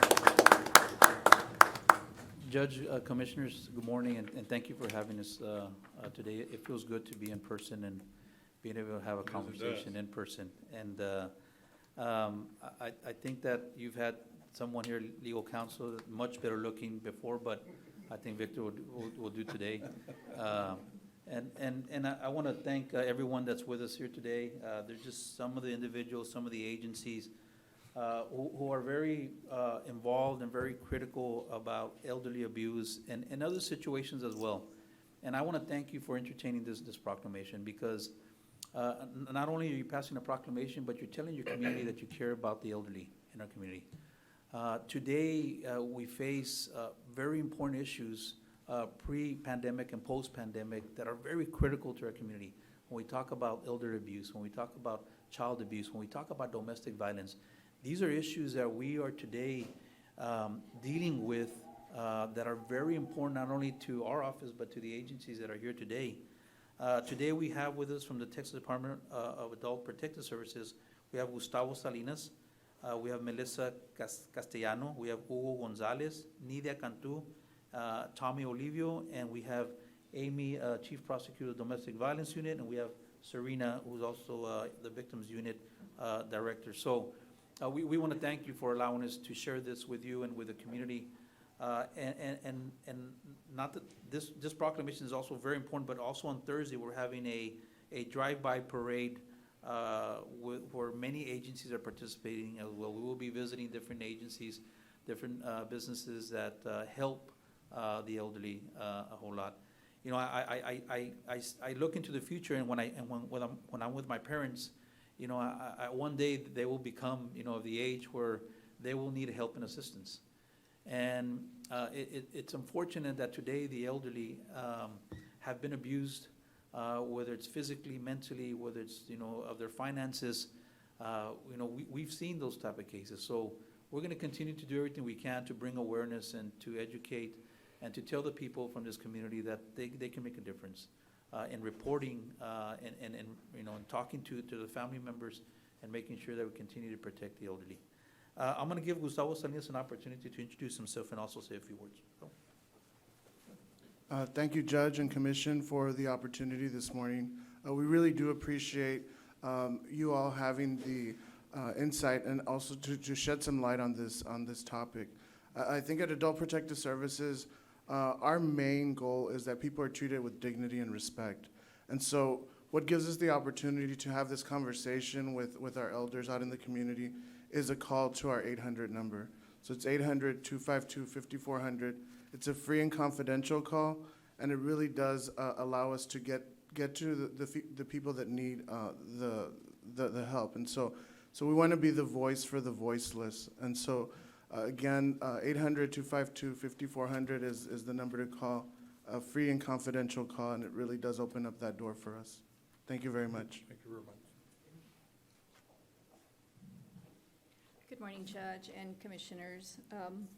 We thank you for allowing us to be here this morning, and I just wanted to say a few words.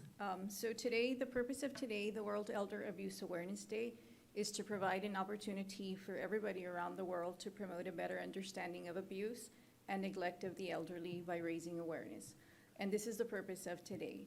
So we ask that you help us by recognizing the warning signs of elder abuse, which can help determine if your loved one is being neglected or abused. Indicators may include change in behavior or appearance, a rapid display of injury marks like bruising or scarring, or a sudden change in financial resources. As a community, we should all take the opportunity provided by this awareness to be vigilant regarding the safety and well-being of elders among us. If you suspect abuse or neglect, please report it to the authorities. And as Mr. Rodriguez mentioned, we are having a parade this Thursday. We have about 20 agencies who have already signed up to participate. It's going to be a big event. It's coming down 107. Then it's going to go around the courthouse, down Canton, and up Klausner. So we ask that you spread the message. Thank you. Thank you. Good morning, Judge. Good morning, Commissioners. On behalf of the Hidalgo County Criminal District Attorney's Office, we extend our most sincere gratitude to the community leaders and partnering agencies for your continued collaboration in raising awareness to end elder abuse. We especially want to thank you for your unrelenting support in our mission to protect and assist victims of elder abuse. We would also like to take this time to acknowledge the advocates and coordinators from the Victims Unit and Domestic Violence Unit for their assistance in spreading prevention awareness information. The purpose of World Elder Abuse Awareness Day is to raise awareness of the cultural, social, economic, and demographic processes affecting elder abuse and neglect. We continue to collaborate with and assist other agencies who service different populations. Together, we can raise awareness and promote safe and healthy relationships. We stand with all individuals who have known pain and isolation of an abusive relationship. Our office recommits to take part in ending the cycle of violence that has affected too many of our elders. You can take action to keep as safe as possible or obtain assistance by contacting the Hidalgo County Criminal District Attorney's Office. We are available and willing to help create a safety plan or apply for a protective order. Please do not hesitate to contact our victims unit at 292-7616. Thank you. Again, Judge, Commissioners, thank you very much for your time. I also like to recognize we have Captain Lopez here with DPS that has joined us as well. Welcome, on behalf of DPS. So again, thank you very much for this proclamation, and may God bless you all. All right. Well, thank you all for your service. It's extremely important that we take care of our own and our people. Thank you all for being here. Judge, do you mind if we take a picture with him? No, I want to take a picture, absolutely.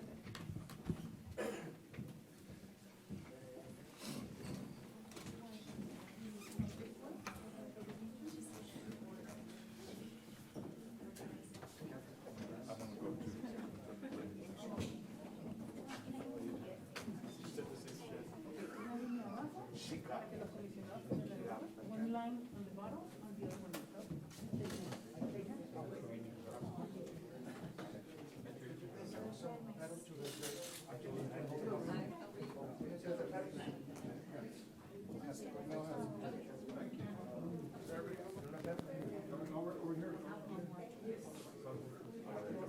Judge. I want it to be really done. I don't see you. So, yeah, we can come down. Maybe we can get together the resolution and come to the. Or a little bit more.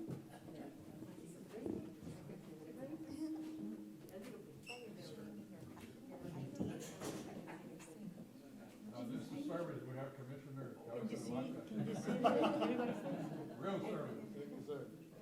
Everybody looks great, so if you could just look forward and smile. And maybe a little more appearance. Okay, on the count of three, everybody. 1, 2, it's okay, 2, 3. All right, anybody else? Got it?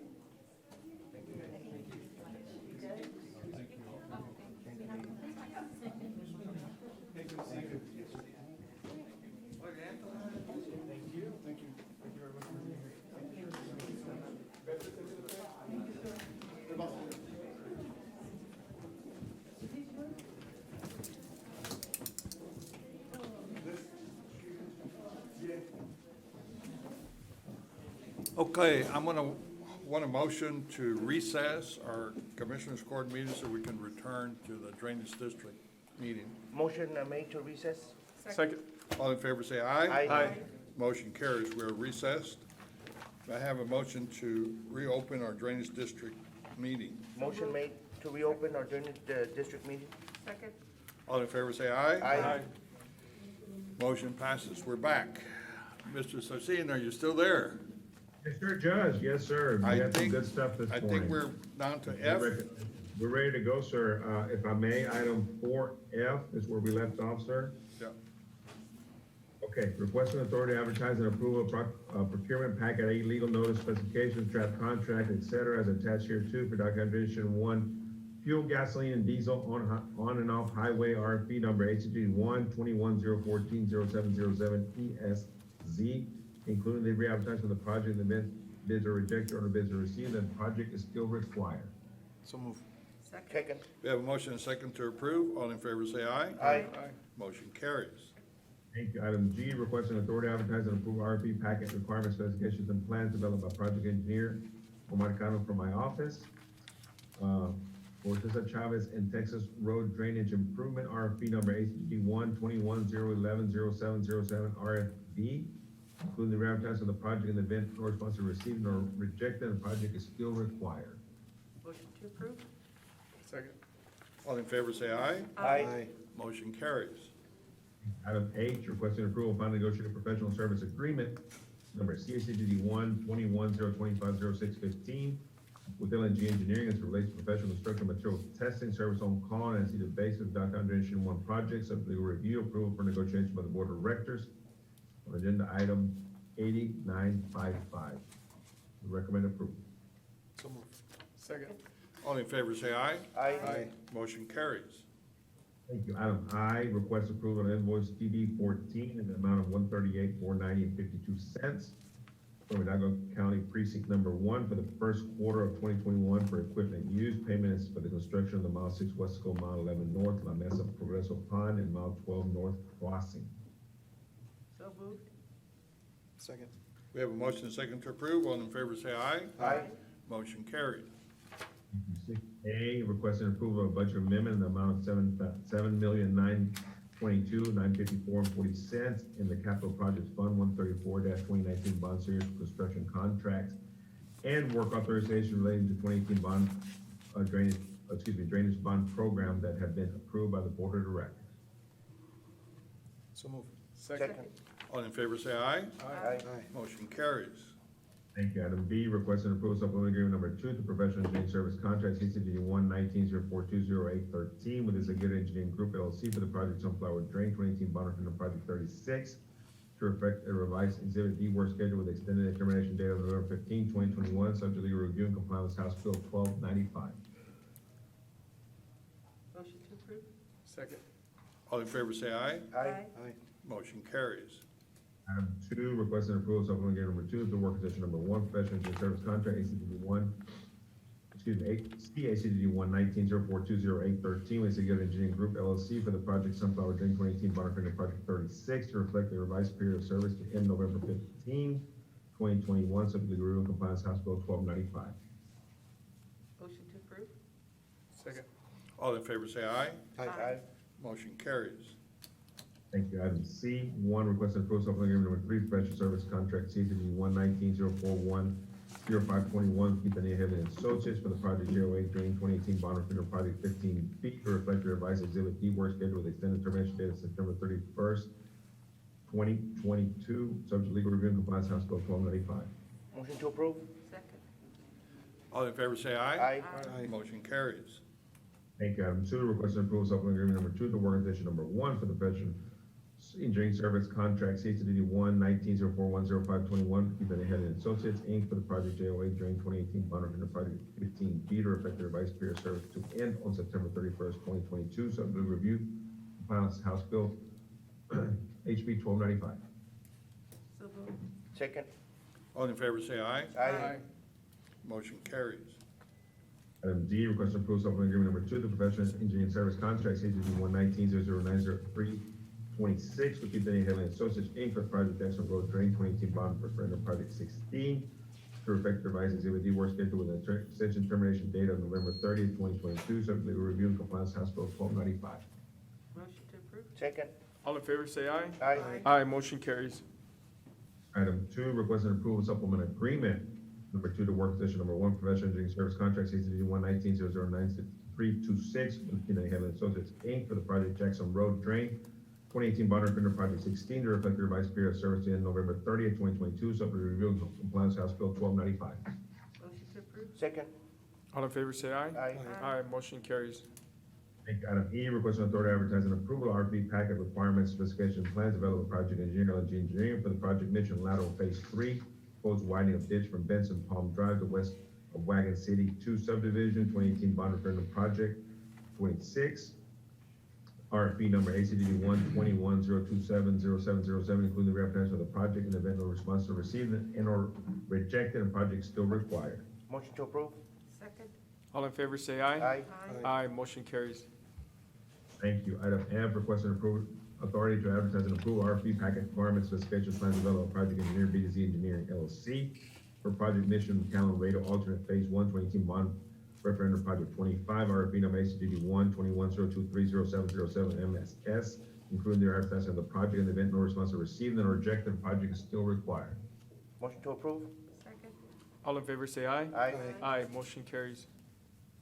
Thank you. Item G, requesting approval of change order number 5, reflecting a decrease in the amount of $84,150, and an increase of 23 construction calendar days in connection with contract CCD 1-19-074-1126, Dow County Drainage number 1, mission lateral section 1, 2018 bond referendum project 26, assigned to the construction as recommended project engineer Damon Tijerina, LNG Engineering. Motion to approve. House Bill 1295. Second. All in favor, say aye. Aye. Aye, motion carries. Item H1, approval application payment number 3 in the amount of $165.95 from G&G Contractors pertaining to construction contract CACD 120-034-0811, project engineer Kenny Associates. Recommend approval. So moved. Second. All in favor, say aye. Aye. Aye, motion carries. Item 2, approval application payment number 5 in the amount of $198,921.77 from Morwell LLC pertaining to construction contract ACD 120-026-0623, project engineer Isaguirre Engineering. Recommend approval. So moved. Second. All in favor, say aye. Aye. Aye, motion carries.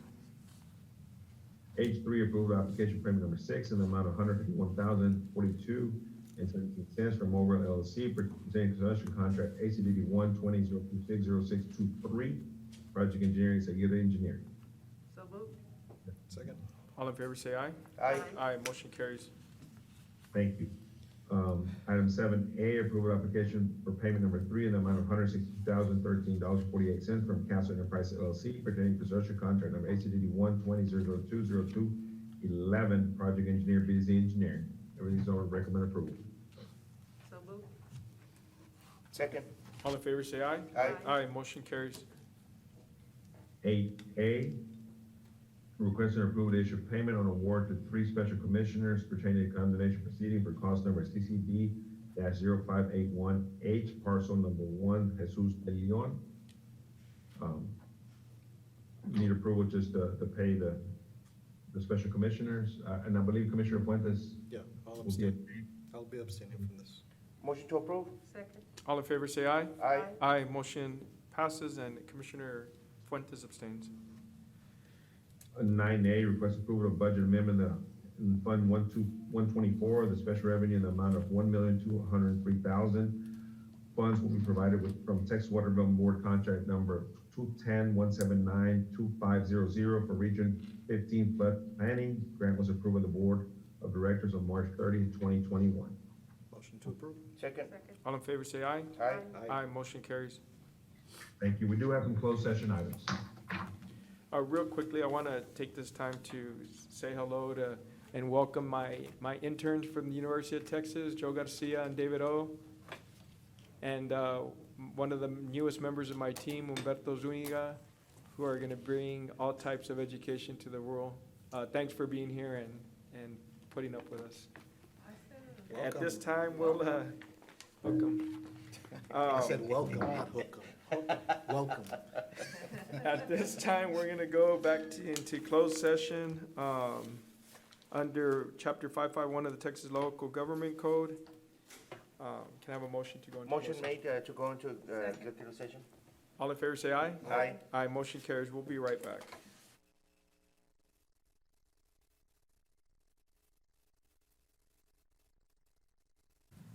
Okay, we're back. We're back from closed session. We do have some action items to take. Judge, on 11A, possible action of real estate acquisition, a motion is needed to authorize Mr. Sassim to proceed as discussed in the closed session. So moved. Second. All in favor, say aye. Aye. Motion carries. That it? Correct. There's no action with regard to the legal items. Okay, then I think that concludes our agenda items. May I have a motion to adjourn? So moved. Second. All in favor, say aye. Aye. We are adjourned. Motion passes. I have a motion to reopen our Commissioners Court meeting. So moved. Second. All in favor, say aye. Aye. Motion carries. Because of the long agenda items, we're going to move into closed session. Let me find it in just a moment.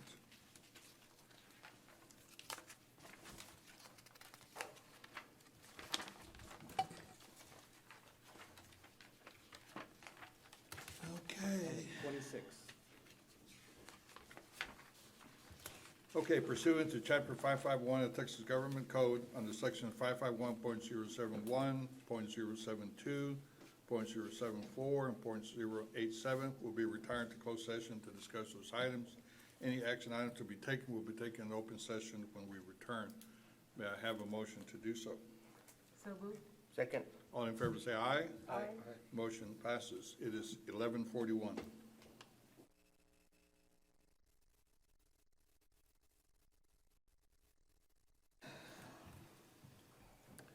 Okay, we're back from executive session, believe it or not. Valde, we'll wait for Valde for the action items.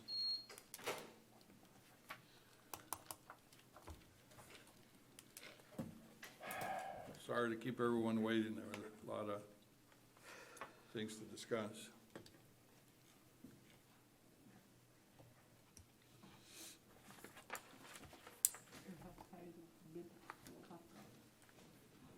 Yeah, one dozen.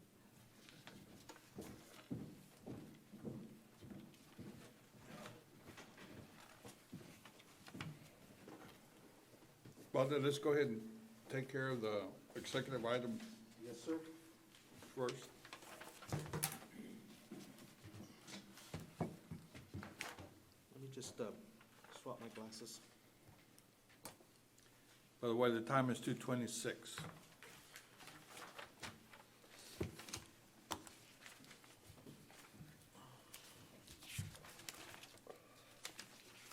Okay, Judge Commissioners, under open session, 28A, real estate acquisition appropriation for same. Judge Commissioners, I will proceed as directed. 28B, pending and or potential litigation, there's no action to be taken. 28C, discussion, consideration, possible action regarding response to public health emergency. Judge Commissioners, I will refer to agenda item 24B, 24A, later on the agenda. Again, my apologies, 24C. 24C. No, it's 25. No, 24C is not. That's civil service.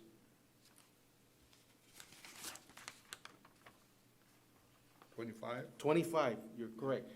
Okay, 4 times is the charm there. My apologies, 25. And so, Counselor, Project Camp.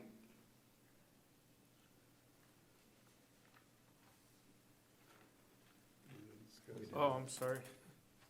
No. We didn't discuss. Okay, so just, we'll pass on that right now. There is an avenue for us to go back. So we'll pass on that right now. If I may, go on to 28E, cause number C 166021-F, Maria Salinas et al. Versus County of Hidalgo. Judge Commissioners, for the record, this is being assigned to Ms. Josephine Ramirez's office, Chief Civil Litigation District at the DA's. If I could have a motion. So move. Second. All in favor, say aye. Aye. Motion carries. Item 28F, cause number C 1779-21-A, Benita Escobar de Garcia versus Hidalgo County. Judge Commissioners, again, I'd like for this to be assigned to Ms. Josephine Ramirez's office, Chief Civil Litigation Division at the DA's office. So move. Second. All in favor, say aye. Aye. Motion carries. Item 28G, cause number CL 21-2055-G, Fabiana Carlos versus Hidalgo County. Judge Commissioners, I'd like for defense handling to be, this to be assigned to Ms. Josephine Ramirez's office, Chief Civil Litigation Division at the District Attorney's office. So move. Second. All in favor, say aye. Aye. Motion carries. Item 28H, Hidalgo County versus Roberto Guerrero. Judge Commissioners, I'd like for the court to entertain a motion in settlement of Hidalgo County versus Roberto Guerrero in the amount of $800. Motion to approve. Second. All in favor, say aye. Aye. Motion carries. 28I, Hidalgo County versus Juan Villalcana and Luis Villalcana. Judge Commissioners, I'd like for the court to entertain a motion in settlement of $1,000. So move. Second. All in favor, say aye. Aye. Motion carries. Item 28J, claim against Marcelino Quiroz Jr. Judge Commissioners, I'd like for the court to entertain a motion in settlement of in the amount of $9,975. So move. Second. All in favor, say aye. Aye. Motion carries. 28K, claim number 19-11-04-1930, Hidalgo County versus Desmond Eugene Bolding. Judge Commissioners, I'd like for the court to entertain a motion in settlement of the claim in the amount of $14,925. Motion to approve. Second. All in favor, say aye. Aye. Motion carries. Item 28L, claim of Stephanie Peña. Judge Commissioners, I'd like settlement authority to make an offer in the amount of $7,850.85. Motion to approve. Second. All in favor, say aye. Aye. Motion carries. Item 28M, claim of Joel Garcia. Judge Commissioners, I'd like settlement authority to make an offer in the amount of $609.07. So move. Is there a second? Second. All in favor, say aye. Aye. Motion carries. We'll go back to closed session later. Let's, Okay, and so, and Judge, if I may, I did get clarification, I do apologize. Under item 28D, the Economic Development Project Camp, we'll just proceed as directed. So move. Second. all in favor, say aye. Aye. Motion carries. Okay, I think we're back to 10A. Good afternoon, Judge Cortez and Commissioners. Rosalinda Cantu presenting for the District Attorney's Office HIDA Task Force. Item 10A, HIDA Task Force Fund 1291. We're asking for approval to submit a reprogram request to the South Texas HIDA from fiscal year 2019 grant funds and related, and also asking for authorization on the interdepartmental transfer. Motion to approve. Second. All in favor, say aye. Aye. Motion carries. Item 10B, HIDA Task Force Fund 1291. We're asking for authorization and approval to accept a 60-day extension request on fiscal year 2019 HIDA Task Force grant from June 30th, 2021 through August 31st, 2021. Motion to approve. Second. All in favor, say aye. Aye. Motion carries. Item 10C, we're asking for approval of number 1 and number 2, authorization and approval to terminate the existing memorandum of understanding approved by Commissioners Court on January 29th, 2016 between the Hidalgo County Criminal District Attorney's Office, HIDA Task Force, and the Hidalgo County Criminal District Attorney's Office. Also, number 2, authorization and approval to accept the memorandum of understanding between the Hidalgo County Criminal District Attorney's Office, HIDA Task Force, and the Hidalgo County Criminal District Attorney's Office.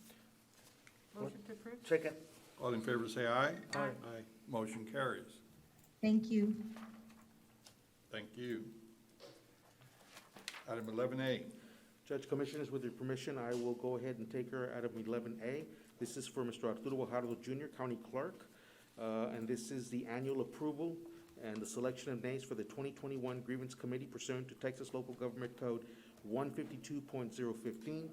Judge Commissioners, under this code, the County of Hidalgo has a grievance committee that is set up annually, and the grievance committee is composed of 9 members.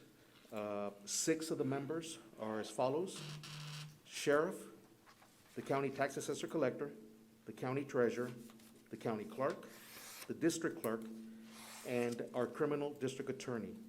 The balance of the members are selected by lot from former grand jurors. And so with that being said, Judge Commissioners, for the record, I've got former grand jurors that are replaced in a little pouch, and I'm just gonna select 3. And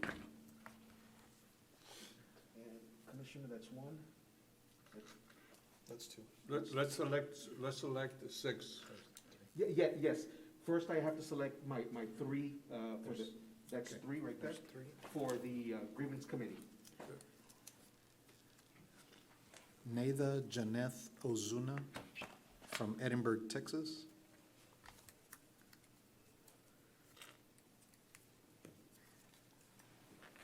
Isaac Melendrez from Weslaco, Texas.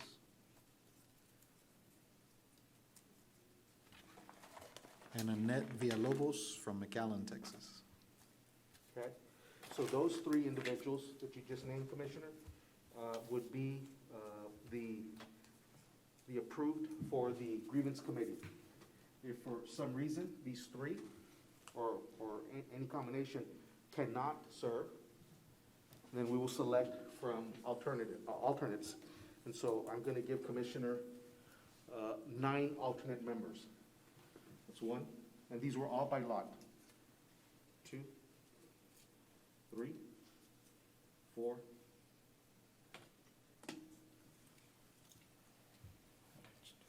5, 6, 7, 8, 9.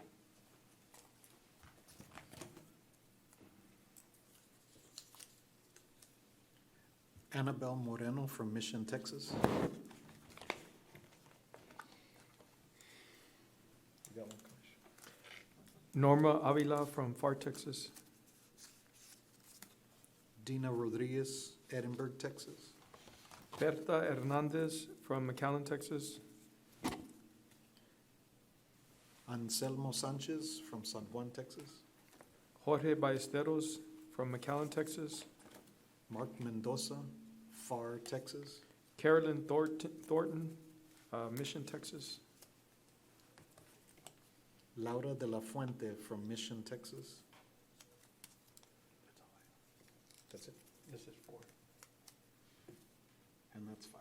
Okay, those are our 9 alternates. And then there's 1 extra, so. I'll take that. Motion to approve the names as presented. Second. All in favor, say aye. Aye. Motion carries. Good afternoon, Judge, Commissioners. This is Sergeant Coltonbeck with the Sheriff's Office. We have item 12A, authorization and approval to upgrade the cell phone plan to the county's membership participation with contract number DIR TSO 3420 through AT&T. The plan consists of basic unlimited voice data with text service. The plan will cover 149 cell phones at a monthly rate of $44.99 per device. Estimated monthly cost is $6,703.51. Motion to approve. Second. All in favor, say aye. Aye. Motion carries. Thank you very much. Item 13A, Constable Precinct 1. Good afternoon, Judge, Commissioners. Carlos Gonzalez for Precinct 1 Constable's Office. Item 13A, discussion, consideration, and approval to appoint Roel S. Garcia and Robert C. Calloway as Reserve Deputy Constables by Constable Celestino Avila, Jr., Constable Precinct 1, in accordance with Texas Local Government Code, Section 86.012. Motion to approve. Second. All in favor, say aye. Aye. Motion carries. 13B, discussion, consideration, and approval for Hidalgo County Constable Precinct 1 continued participation in LESO program, formerly as the Texas 1033 Surplus Property Program. Motion to approve. Second. All in favor, say aye. Aye. Motion carries. Thank you. Thank you very much. Director Good of Human afternoon, Resources. Judge Commissioners. Erika Reina for the Department of Human Resources. Item 14A, I'm requesting a waiver of the following if applicable for the personnel items listed. I need action on item number 2, the Hidalgo County Personnel Policy Manual, section 6.27, and number 3, the Budget Amendment Policy, personnel-related amendments. Motion to approve. Second. All in favor, say aye. Aye. Motion carries. Thank you. Item 14B for the jail, approval to create 4 full-time temporary positions effective July 1st, 2021 through December 31st, 2021 as follows. This is to extend a temporary full-time position, T484 through T487 detention officers at a rank 1. These are the positions that we bring to Commissioners Court semi-annually, and they are the ones that allow officers to assist when other officers are out on leave. Motion to I am approve. requesting approval. Second. All in favor, say aye. Aye. Motion carries. Thank you. Item 14C, approval to award discretionary step for the employees listed below after approval of HR criteria certification in accordance with Section 8.03 of the Classification and Compensation Plan, effective upon Commissioners Court approval. This is a discretionary step 2 for slot 0008, a contract specialist 3, grade 13, and a discretionary step 3 for slot 0194, an assistant district attorney 2 at a grade 15. Both of these employees do meet the policy requirements, and I do recommend approval. Motion to approve. Second. All in favor, say aye. Aye. Motion carries. Thank you. Item 14D for Precinct 2, Road and Bridge. Approval to create 1 temporary full-time position effective upon Commissioners Court approval and ending December 14, 2021. This will be slot T110, a mechanic 1, grade 6. This is to assist with the current workload, and I do recommend approval. Motion to approve. Second. All in favor, say aye. Aye. Motion carries. Thank you. Item 14E is for Facilities Management and Juvenile Department. This is an effort to centralize the duties of Facilities Management. We are looking at transferring positions from the Juvenile Department to the Facilities Department, so it has no fiscal impact.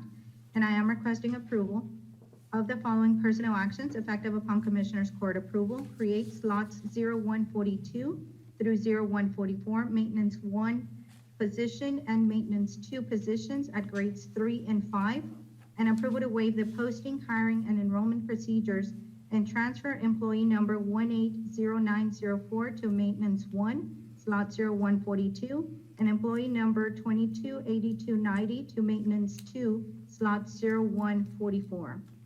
Motion to approve? Second. All in favor, say aye. Aye. Motion carries. Okay, for item 3, this is where we're deleting them from the Juvenile Department. I am requesting approval of the following personnel actions effective upon Commissioners Court approval. Delete slots 7024 and 7025, Maintenance 1 positions at a grade 3, and slot 7829, a Maintenance 2 at a grade 5, with approval of the interdepartmental transfer. So we have no fiscal impact. Motion to approve? Second. All in favor, say aye. Aye. Motion carries. Thank you. Item F for the District Attorney's Office, approve the following personnel actions effective upon Commissioners Court approval. This is to create slot 0196, an Assistant District Attorney 3 at a grade 17 with an auto allowance of $900. And Judge Commissioners, this is due to an increase in the workload, particularly with an increase resulting from COVID-19 operations. Motion to approve. Second? All in favor, say aye. Aye. Motion carries. Thank you. Item 14G for the Executive Office, approve the following personnel actions effective upon Commissioners Court approval. This is to create slot 0025, a Forensic Center Attendant, grade 6, and this is necessary to have the appropriate staffing needed at the Forensic Center. I do recommend approval. Motion to approve. Second? All in favor, say aye. Aye. Motion carries. Okay. My final item, item 14H for the District Clerk's Office, approve of the following personnel actions effective upon the next full pay period, June 21st, 2021. This is to delete the Chief of Appeals at a grade 15, create slot 0085, a Deputy District Clerk 3 at a grade 9, and reclassify slot 0078, a Division Manager 1 to a Division Manager 2, grade 16, and reclassify a Deputy District Clerk 1 to a Records Management Specialist, grade 7. Judge Commissioners, this is due to the current workload and some duties that have been assumed over time for the reclassifications, and this item does result in a cost savings. Motion to I approve. recommend approval. Second. We have a motion and a second to approve. All in favor say aye. Aye. Motion carries. Thank you. Have a great afternoon. Thank you. Item 15A. Good afternoon, Judge, Commissioners. Hold on. Mr. Avila, Yes, 1 second, please. Need to make sure there was action on 14E4, the approval of the interdepartmental transfer. Yes, there was. Okay. She read it together, but did she read H2? H2, she didn't do H2 either. I didn't hear that one. She did the one that you Sorry, just asked about. that is the- correct. 14H2, thank you. Approval to delete from the classified position list the title of Chief of Appeals, grade 15, position title. So So moved. moved. Second. All in favor say aye. Aye. Motion carries. Thank you. Item 15, Judge. Item 15A. for 15A, requesting approval of First Amendment to the 2019 Home Community Housing Development Organization Program Agreement between Hidalgo County Program and Proyecto Azteca. The proposed amendment of the agreement will allow for an additional 10-month extension. This is also due to COVID. Motion to approve. Second. Second. All in favor say aye. Aye. Aye. Motion carries. And for item 15B, requesting approval to amend the 2020 contract between Hidalgo County and Affordable Homes of South Texas, Inc., a Texas nonprofit corporation. The amendment of the program agreements will allow to decrease the amount of housing units to be developed. Currently, it's 4. We're changing it to 3 due to the prices of materials. Motion to approve. Second. All in favor say aye. Aye. Motion carries. And for item 15C, requesting approval to amend the subrecipient agreement for the Texas Department of Housing and Community Affairs, Texas Emergency Rental Assistance Program, contract number 702-0000-1042 between Hidalgo County and Affordable Homes of South Texas, Inc., a Texas nonprofit development organization. Motion to approve. Second. All in favor say aye. Aye. Motion carries. And for item 15D, requesting approval to amend the 2019 contract agreement between Hidalgo County and Affordable Homes of South Texas, Inc., a Texas nonprofit corporation. The amendment to the program agreements will also allow for a decrease in the amount of housing units to be developed. So moved. Second. All in favor say aye. Aye. Aye, motion carries. Thank you. Thank you. 16, Health and Human Services Department. Good morning, Judge Commissioners. Eddie Olivares, Hidalgo County Health and Human Services. We have a couple of items today. Item A is requesting consideration and approval of the memorandum of understanding between the Department of State Health Services and Hidalgo County. The purpose is to set roles and responsibilities regarding the medication availability through Department of State Health Services inventory tracking and electronic assessment management system. This is for our tuberculosis program, sir, so I request approval, and I recommend approval. Motion to approve. Second. All in favor say aye. Aye. Aye, motion carries. For item B is requesting approval to submit a declaration of intent to apply to the Department of State Health Services for the COVID-19 Public Health Workforce Expansion Funding Program. This is just a letter of intent that we will be looking at applying for this program. Motion to approve. Second. All in favor say aye. Aye. Aye, motion carries. Thank you and have a good afternoon. Thank you. CSA? Good afternoon, Commissioners. Jaime Longoria with the Community Service Agency. Item 17A, I'm going to ask for no action. I will say, however, that we kind of tipped our hand a little bit. We'd been notified by the Texas Veterans Commission that we'd been approved to receive the $300,000 grant for program year 2021 and 2022. I will have a contract for your approval at our future meeting. but I will say that we tipped our hand and just wanted to make that announcement. Good job. So there'll be no action on 17A. Commissioner, 17B will be discussion, consideration, and possible action to accept amendment to the program year 2020 Community Service Block Grant Contract number 612-00003225 from the Texas Department of Housing and Community Affairs with authorization for Jaime Longoria to electronically sign any and all pertinent documents. Motion to approve? Second. All in favor, say aye. Aye. Aye, motion carries. Item 17C is discussion, consideration, and possible action to recommend approval of the logo for the County of Hidalgo Community Service Agency. Just wanted to share my screen briefly. Commissioners, we had been using informally a couple of different logos. One is more of a, I guess, has more of a law enforcement tinge. We got some feedback from clients, you know, as we worked through some of the disasters that were ambivalent about responding because of the logo. We've been using this other logo kind of interchangeably. We presented the two logos to our advisory board and asked them to take a look, and we spent some time, you know, trying to decide which one would be best, and the advisory board recommends approval of this particular logo.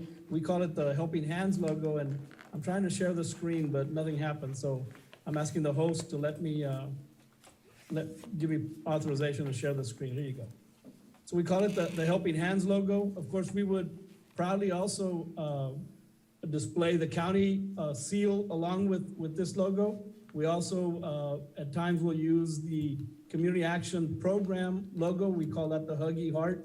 But this is the logo that the advisory board has recommended approval for, you know, all of our stationery and communications with the public. And I submit that for your consideration. Very nice. Motion to approve? Second. All in favor, say aye. Aye. Aye, motion carries. Thank you, commissioners. Yeah, well, have a good day. You as well. 18, Judge. Next item, please. Yes, good afternoon, Judge and Commissioners. Yvonne Ramon with the Elections Department with a few updates for each of you for consideration of discussion later, sooner than later. I start off with Senate Bill 598 that did pass during this legislative session. I had already discussed with each of you the possibility of the need to retrofit the electronic voting equipment into an auditable voting system, a hybrid per se. And Senate Bill 598 did pass, and I had been discussing the deadlines of when this was to take place. And so I can tell you that by November 2026, the retrofitting of all the voting equipment must take place by then. And so Judge will be meeting with you tomorrow discussing the specifics, but as I said, I had already met with each of you and had told you about this, and it did happen. Due to this, the increase of additional equipment, supplies, and everything that's going to come with this retrofit, I am working on a master plan as such to assess the current workspace needs and to assess storage needs. And as we continue with this plan, I will be as well letting each of you know what is assessed. Now, House Bill 3107 also passed, and this is the Secretary of State's cleanup bill, is what they're calling it. And what this will do is mandate changes for several of the election forms that are utilized. For example, the ballot by mail, the carrier envelopes, the address confirmation forms, statements of residence, and even candidate applications. So we are waiting for directives from the Secretary of State, but they did want us to notify our Commissioners Court that due to these late mandates, they wanted us to let you know that all budget departments give us a deadline in which to for example, purchase large items or make changes. And they are letting us know that we will probably surpass these deadlines, and to consider and know that this will have to happen because it will be mandated by law. Again, I will be working with the auditors, the budget and purchasing departments as the state notifies us and gives us directives for these late mandates. We've got Senate Bill 7 that did not pass, but as all of you know, it's in the media, it's everywhere because it will be brought back during the upcoming special session. the special legislative session, and from what we hear, it will probably mirror what was not passed during the legislative session. What we hear is that this session will probably open sometime by July 5th, no later than the 12th of July. So it will be coming. It's something that definitely we're breaking apart, because what it will mandate is to implement a video surveillance system anywhere where there are voted ballots. Now that translates into all polling locations, the warehouse, ballot board areas, central count areas, election night reporting areas. They are wanting us to implement video surveillance systems everywhere. Also, they're mandating that the central count area post a licensed peace officer to ensure that ballot boxes are secure. The poll watchers will have a complete reign over poll judges and poll locations. This is what was noted on Senate Bill 7 that did not pass, but as I already said, more than likely the new Senate bill will mirror what the one that didn't pass stated. Now, this year is a massive mail-out year. What does that mean? That means that the orange voter registration certificate, which all of us have, will expire on December 31st of this year. And a new certificate will be issued by my department, and it will be sent to all active registered voters. Now, because of the lateness, the tardiness in the census numbers, which of course has delayed redistricting, it will further delay the realignment of all jurisdictional lines. Now, what does that mean for elections? Well, 20 years ago, in 1999, when the December deadline came upon us for the massive mail-out, voter registration certificates were sent out, and then right before the 2000 primary, there was a redrawing of the jurisdictional maps, which now caused there to be a second voter certificate that was sent out. We need to be aware that these late changes that are upon us may cause this to happen again. And that certainly does put a dent in our budget because of the postal rates that, as we know, are all going up very, very soon. And so I just wanted to make the court aware of what elections is doing. And please know that I am keeping up with all of this as best that I can, and I will be talking, as I said, to Judge Cortez tomorrow, so that we can make a plan as to what would be the best way once the Secretary of State gives the directive. And I met with them last week with the advisory committee that I am a part of, and they will be sending us advisories and will be directing us as to what will be the next steps.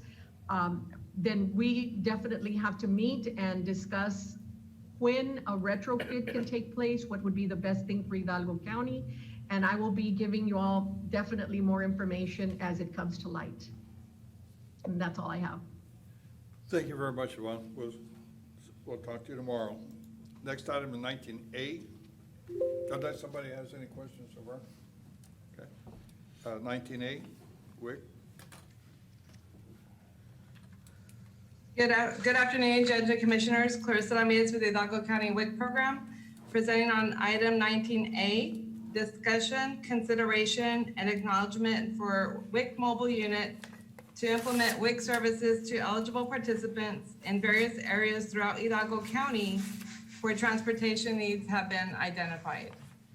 Motion to approve. Second. We have a motion and a second to approve. All in favor say aye. Aye. Motion carries. Item 19B, WIC Fund 1292, requesting approval to accept the redistribution of revised notice of award from the HHS 0008045 00001 HHSC Women, Infants, and Children WIC local agency funding in the amount of $81,000. You want to go through all of them? Two? Okay, item 2. For the record, the amount to be obligated is $81,000 in item 2, requesting approval to deobligate $81,000 from WIC Admin Fund Program 1. 3, approval to appropriate $31,000 into the Lactation Services Program 13. 4, approval to appropriate $40,000 into the Extra Improving Program, Program 23. And 5, approval to appropriate $10,000 into the extra funding NE Program 27. Motion to approve. Second.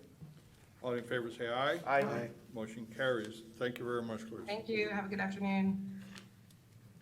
Item 20, Judge. 20A, discussion and possible action on approval of an interlocal agreement between Hidalgo County and the Lower Rio Grande Valley Development Council for the Texas Water Development Board's Flood Infrastructure Fund Grant. I'm asking for approval, subject to legal review. Motion to approve? Second. All in favor say aye. Aye. Motion carries. Thank you. Item 20B, requesting authorization and approval to rename County Road 3321 in Precinct 1 to Farmers Road as recommended by the Lower Rio Grande Valley Development Council 911 Department. Motion to approve? Second. All in favor say aye. Aye. Motion carries. Thank you. 21A, approval of use agreement between the County of Hidalgo and Stay Sharp Community Outreach for the purpose of providing a benefit to the residents of the county and public by providing recreational, educational, and support opportunities to the youth and residents of Precinct 2 Operations Facility located at 301 East State Avenue, FAR Texas 78577. Ask for a motion to approve subject to legal. Motion to approve? Second. All in favor say aye. Aye. Motion carries.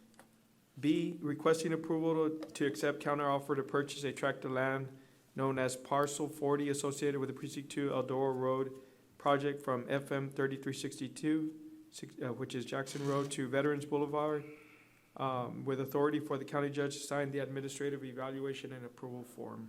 Motion to approve? Second. All in favor say aye. Aye. Motion carries. Good afternoon, Judge, Commissioners, Secretary of the Department of Budget Management. Item 22A is discussion, consideration, and action to approve the ongoing payment of adult detention room and board expenditures for a period in which the COVID-19 public health and economic crisis is in effect, as necessary to use American Rescue Plan Act funds to cover costs not accounted for in the current budget and cannot be lawfully funded by line item allotment or allocation in connection with the ongoing COVID-19 public health and economic crisis. The court, having reviewed the agenda item briefing, herein finds that such continued expenditures are reasonable and necessary for the intended use.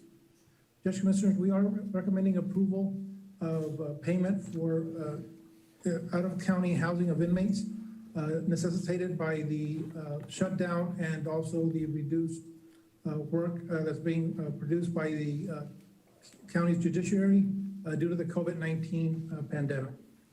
We do recommend approval. So moved. Second? All in favor say aye. Aye. Motion carries. On item 22B, we'll be requesting no action. Item 22C is requesting approval of payment for Hidalgo County's share of El Morillo drain expense to the Rio Grande Regional Water Authority totaling $42,219.67, with authority for the county treasurer to issue payment after review and auditing procedures are completed by the county auditor. We do recommend approval. So moved. Second. We have a motion and a second to approve. All in favor say aye. Aye. Motion carries. Item 22D will request no action as well and bring that back on a future agenda. Item 22E1, A and B is approval to accept the American Rescue Plan Act funds received by the coronavirus state and local fiscal recovery funds, and approval of the certification of revenues as certified by the county auditor for the revenues received from the U.S. Treasury related to the ARPA funds and appropriation of the same. Motion to approve 22E1 and 2. Second. All in favor say aye. Aye. Motion carries. Oops, I'm sorry, E1A and B, that's what I meant, I'm sorry. Got ahead of myself. Thank you very much. Hold on. Item 22E2 is approval of certification of revenues as certified by the county auditor for revenues received from interest earnings. Yes. Judge, with Sorry. that clarification, can the court take a vote now? Yeah, I'm sorry, it was 22E1A and B, I'm sorry. Motion to approve? Second. All in favor say aye. Aye. Motion carries. Okay. And then he already read E2, right? It'll be for the appropriation and interfund transfer for various funds for the debt service funds. So moved. Second? All in favor say aye. Aye. Motion carries. Messed up, sorry, guys. Thank you, Judge, Commissioners. Thank you. Purchasing Department. Good afternoon, Judge, Commissioners. Proceed. Item 23A1, discussion, consideration, and action on amendment number 11 and 14 between Hidalgo County and Architect HDR Architecture to include the following scopes of work in connection with the construction of the new Hidalgo County Courthouse project. Item A, requesting approval of amendment number 11, which is Phase 2. So moved. All in favor say aye. Aye. Motion carries. Item B, requesting approval of amendment number 14, which is the mechanical screen wall.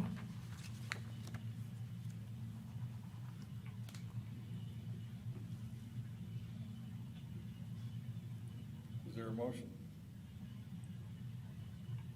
Motion to approve? Second. We have a motion to approve, we'll have a motion and a second to approve. All in favor say aye. Aye. Motion carries. Item C, requesting authority for the county judge or, if applicable, owner's designated representative to sign required documents. I have a motion to deny. Oh, that was. Hold on, That's item C for the signature, Judge. Item C, motion to approve. Second. Oh, I'm sorry. That's right. Okay, next item. Oh, wait. hold on, take a vote. We're good. All in favor say aye. Aye. Motion carries. Ms. Trevino, Yes, if I may, with your permission, I'd like to take the next action item because I'm going to split that up. So with Judge Commissioners, with your permission, under Purchasing Department, the second part, item 2, is requesting approval of the following change order CPRs in connection with construction of Hidalgo County Courthouse from contractor vendor Morganti, Texas. And I will split that up into 2. So the first part is CPR 47.1, which is the site redesign for Phase 1 area in the amount of $427,537. Motion to approve. Second. All in favor say aye. Aye. Motion carries. And the second requested action item under item 2 is CPR 20.1, which are changes under the authority having jurisdiction reviews, and that is in the amount of $1,008,869. Motion to deny. Second. All in favor say aye. Aye. Motion carries. And the last action item under 2 is requesting authority for county judge and/or, if applicable, owner's designated representative to sign required documents. In this particular case, it would be for the CPR 47.1. So moved. Second. All in favor say aye. Aye. Motion carries. Thank you, Judge Commissioners. Thank you, Ms. Trevino. If you could please continue. item 23, requesting approval of 457 plan documents with National Benefit Services with authority for the county judge to sign required documents, including but not limited to the following. A, the 457 plan document authorization. B, service agreement, employee benefits, NBS defined contribution, retirement plan fee schedule. And C, Schedule A, services and obligations. Motion to approve. Second. All in favor say aye. Aye. Motion carries. Item 23B for Precinct 3, requesting approval to purchase 3 heavy equipment and machinery through our membership with Sourcewell, subject to price verification. Motion to approve. Second. All in favor say aye. Aye. Motion carries. Item 2, discussion, consideration, and approval of First Amendment to the current interlocal cooperation agreement between City of FAR and the Hidalgo County Precinct 3 for provisions under emergency medical services within Precinct 3 service area, subject to final legal review. Motion to approve. Second. All in favor say aye. Aye. Motion carries. Item 23C for Precinct 4, requesting approval of some supplemental agreement number 2 to work authorization number 1 for LNG Engineering to update Exhibit D1, estimated man-hour breakdown of the previously approved work authorization to relocate funds to address upcoming necessary public involvement required to complete the environmental process. Motion to approve. Second. All in favor say aye. Aye. Motion carries. Item 2, requesting approval of supplemental agreement number 2 to work authorization number 2 for LNG Engineering for FM 1925 project for the addition of 15 new parcels as per the final right-of-way map with an increase of 72,000 identified in Exhibit D1, estimated man-hour breakdown. So moved. Second. All in favor say aye. Aye. Motion carries. Item 3, requesting approval of supplemental agreement number 1 to work authorization number 3 for LNG Engineering for FM 1925 segment 2 to update Exhibit B, scope of services to provided by engineer and the Exhibit D1 estimated man-hour breakdown to include the additional scope of work associated with permanent and temporary signals at FM 1925 at Brush Line Road and right-of-way mapping for an additional 3 parcels and to relocate funds from eliminated tasks in the amount of $38,717 with 6 cents. Motion to approve. Second. All in favor, say aye. Aye. Motion passes. Item 4, requesting approval of amendment number 1 to the facility use agreement between Hidalgo County and the American Red Cross to amend the facility list approved by Commissioners Court on December the 4th, 2018. Motion to approve. Second. All in favor, say aye. Aye. Motion carries. 23D1 for the IT Department, ratification for PO number 8323446 in the amount of $443,458 with 85 cents for Tyler Technologies for the renewal of the Odyssey annual maintenance agreement commencing on January the 1st, 2021 through December 31st, 2021 for the Hidalgo County IT Department. Motion to approve. Second. All in favor, say aye. Aye. Motion carries. 23E for the Health and Human Services. Item A, request an exemption from competitive bidding requirements pursuant to Texas Local Government Code 2620224A1, an item that must be purchased in case of a public calamity if it is necessary to make the purchase promptly to relieve the necessity of the citizens.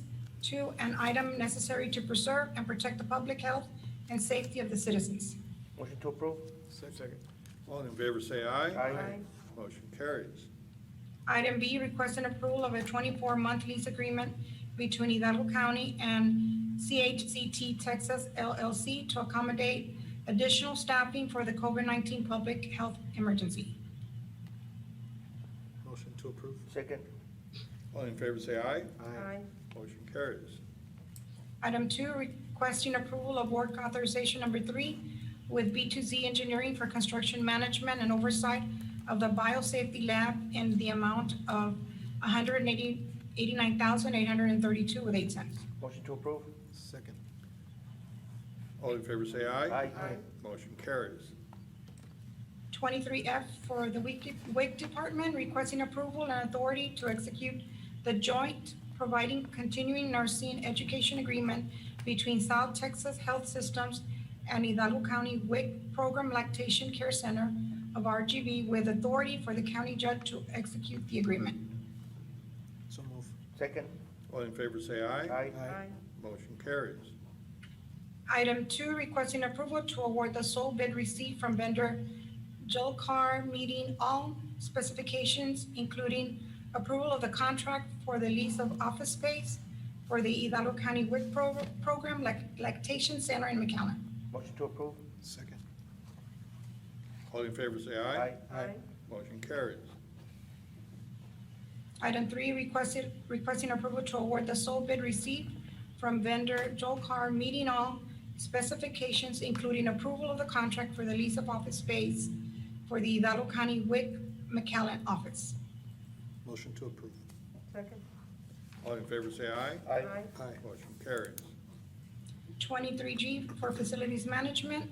Item 1, requesting approval to complete and submit credit application with South Texas Molding, Inc., DBA Texas Wood Supply to set up an account to procure supplies with authority for the facility management director, Mr. Oscar Villarreal, to sign the documents. Motion to approve. All in favor, say aye. Aye. Motion carries. 23H, item 1 for the elections department, requesting approval to purchase hard verity workstations in the amount of $65,391 through our membership with TASB Byboard Cooperative Contract. Motion to approve. Second. All in favor, say aye. Aye. Motion carries. Item 23I, For the Budget and Management, requesting authority to approve software and support services from ClearGov awarded vendor through our membership with Byboard Cooperative for a term of 4 years in the amount of $45,000 per year, commencing January the 1st, 2022. Motion to approve. Second. All in favor, say aye. Aye. Motion carries. Item J for the Sheriff's Office, requesting approval to purchase the following vehicles listed herein for the Sheriff's Office from Selsby Ford LLC through our membership with Goodbye Co-op Purchasing Program as listed. Motion to approve? Second. Have a motion and second to approve. All in favor, say aye. Aye. Motion carries. Item 2, requesting approval to purchase 21 mobile digital video recorders and related expenses for the Hidalgo County Sheriff's Office through our membership with HGAC, awarded vendor, Safety Vision, in the amount of $73,311. Motion to approve. Second? All in favor, say aye. Aye. Motion carries. Item 3, requesting approval of work authorization number 3 for Millennium Engineers Group for construction materials testing of the Memorial Wall project in the amount of $1,244. Motion to approve? Second. All in favor, say aye. Aye. Motion carries. Item B, acceptance of lowest submitted proposal and approval to award job order contractor Hericon LLC through our membership with Byboard in the amount of $24,434.08 for the construction of the Memorial Wall, honoring the brave men and women of Hidalgo County Sheriff's Office who have fallen in the line of duty. Motion to approve. Second. All in favor, say aye. Aye. Motion carries. Item K, countywide requesting approval of proposal submitted by Noble Texas Builders, job order contractor awarded under Byboard Cooperative for the electrical system renovations to county-owned buildings project Annex 3. Motion to approve. Second. All in favor, say aye. Aye. Motion carries. Real quick, Judge, I think on G, I don't think there was a second. If you want to do G again, I'll make a motion to approve G. second. I thought I heard a second, but thank you for Maybe there bringing it was, up. All in favor, say aye. Aye. Motion carries. And Judge, Commissioners, and I do apologize, because I just don't recall, but I want to make sure that under item 23, 23B2, which is under precinct 3, that was subject to final legal review on the amendment, ILA between City of FAR, EMS, and the County of Hidalgo Precinct 3. Oh, yes, it was. It was? Okay, You did. thank you. Thank you, Mr. Trevino. Judge, Commissioners, if I may, moving on to item 24, 24A, presentation for discussion of the following: update on ongoing county-owned building construction, relocation, and renovation repair projects. There's no action to be taken. Emergency situations occurring since last agenda meeting, Judge, Commissioners. Just as an update and for our constituency to know, we did do some maintenance work over the weekend at our at our present county courthouse. We were having some issues with our chiller system. We did get our contracted vendor out to assist us. It was done Saturday. It was completed Saturday evening, and the system was put back into play, and everything is working as it should be at this point. Item 24B is requesting authority for county judges to sign the certificate of approval for issuance of tax-exempt multifamily housing governmental note and general and no litigation certificate for Hidalgo County Willacy Housing Finance Corporation solely to satisfy the requirements of Section 147F of the Internal Revenue Code of 1986. Motion to approve. Second. All in favor, say aye. Aye. Motion carries. Judge, Commissioners, item 24C, we do have an appointment, reappointment under our Civil Service Commission Board, and this is Commissioner Ever Villarreal's appointment. So if I may, appointment, or reappointment of Civil Service Commission member, Commissioner Villarreal. I'm gonna appoint Rolando Reina. Okay. Motion to approve. Second. We have a motion and a second to approve. All in favor say aye. Aye. Motion carries. Thank you. Item 25, discussion, consideration, possible action regarding A, county response to disaster health emergency. 1, CARES Act funds. Judge Commissioners, there's no specific action to take this week. Item 25B, measures necessary to preserve public health and safety. Again, no specific action to take. And item 25C, direction regarding county government operations, including but not limited to essential functions. Judge Commissioners, again, as we have done for quite some time, we continue to follow social distancing, CDC recommended guidelines, hand washing, sanitizing. We continue to work with our facilities department to address any issues that arise in our county facilities, dealing with the situation at hand. And again, the health and safety of our constituents while doing business with the County of Hidalgo is first and foremost, as is the health and safety of our employees that provide that valuable service to our constituency. Judge Commissioners, we have gone into closed session. There is no need to go back in. And for the record, item 27A, there is no action to be taken. And item 27B, there is no action to be taken. Open session, we have taken the appropriate action. The court has taken the appropriate action. And so for the record, item 29, there's no need to go back to closed session, no action. And item 30, there's no need to go, there's no need for any action, so there is no action. We do have adjournment.